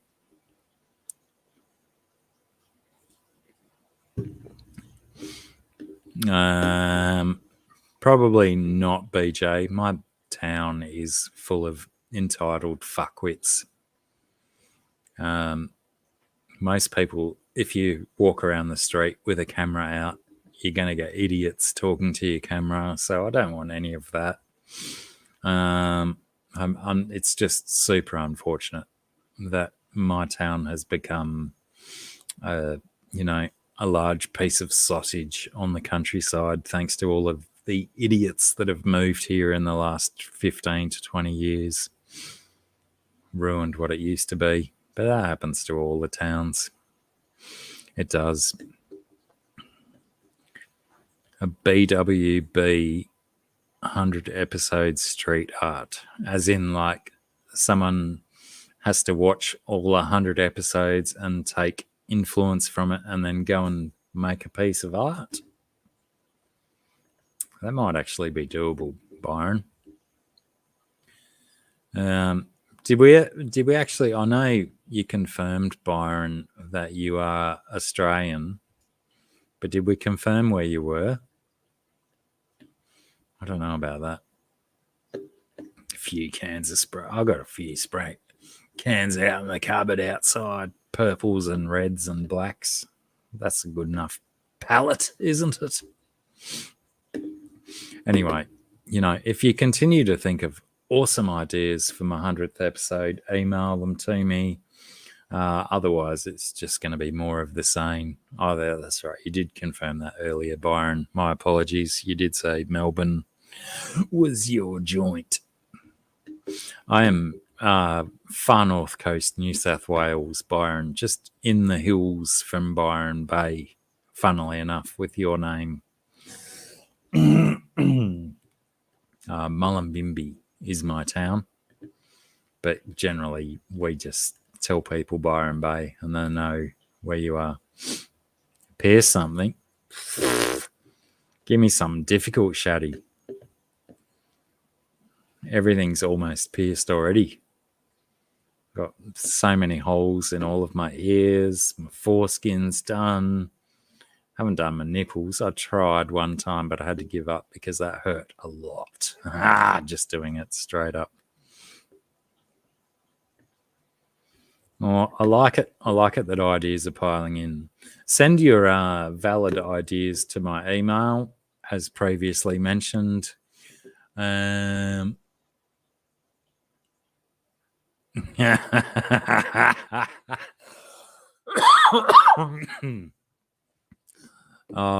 totally agree, Byron. Juice cleansers and detox, it's all nonsense, and fucking idiots fall for it, don't they? I can't wait. Our society moves in cycles, and I can't wait for this cycle of idiots to disappear, because there seems to be so many overt idiots in our society now. Oh, that's not a bad idea, GRB. I could probably get with that. Byron Bay can eat a box of dicks. Hate the place. It's ruined this area because of all the fucking idiots to turn up in this area. Prod A Part said, can't wait for all the old racists to disappear. I'd almost tolerate the old racists in this area over the entitled fuckwits. It's a delicate balance because there's intolerance on both sides, but some of it's a little easier to stomach. And also, everyone who's watching, Prod A Part is my son, makes music. Follow, subscribe to his YouTube channel, find him on Instagram. Bloody do yourself a favour. If you like your hip hop, follow A Part's progression in the hip hop world. Righto, that'll do. I'm rambling now. Follow A Part. Oh, I did forget to mention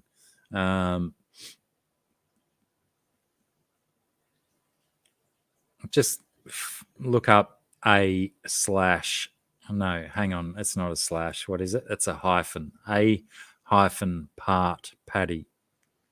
And you'll find his YouTube channel, but his Instagram channel is busier. Lots of good stuff on there. He's doing a lot of good work with some notable Australian hip hoppers, and as far as I'm led to believe, potentially some American hip hoppers soon. Keep your eyes out for that. What was I going to say that? Damn, I hate when I lose my train of thought like that. I've got to take notes.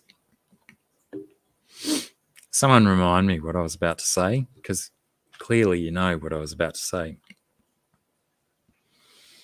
No? All right. I bet as soon as I sign out and log off, it'll come back to me and I'll remember. But yeah, that'll do, I guess. Go listen to A Part. Oh, that's right. I remembered. I'm so glad I dilly-dallied a little bit longer to remember. 9 times out of 10, not too long after I finished this show, a fantastic Australian YouTuber named Aquamate, which I'm pretty certain all 9 of you are subscribed to, puts out a premiere in probably about an hour's time generally. Don't forget to swing on by there. I'll try and make it as well and have a chat. Generally, it is a busy time for me at that time of the evening, but go and check out Aquamate. I think Blake's Aquatics does a live stream tomorrow night, Australian time, and Rumble's Fish Room as well does a live stream the following night on Friday night.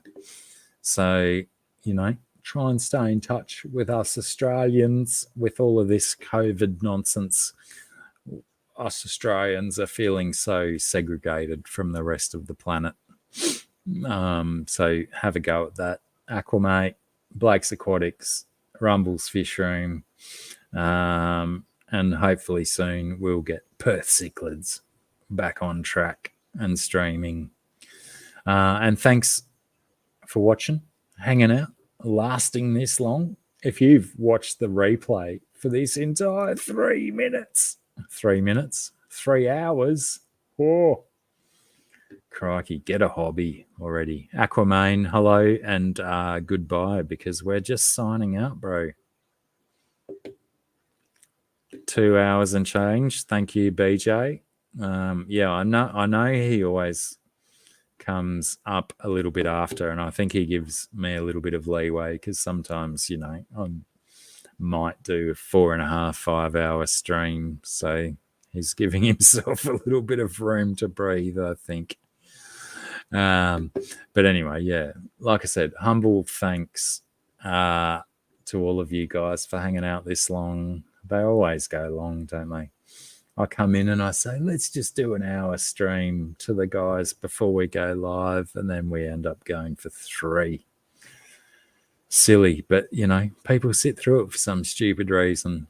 But potentially we all need a little therapy.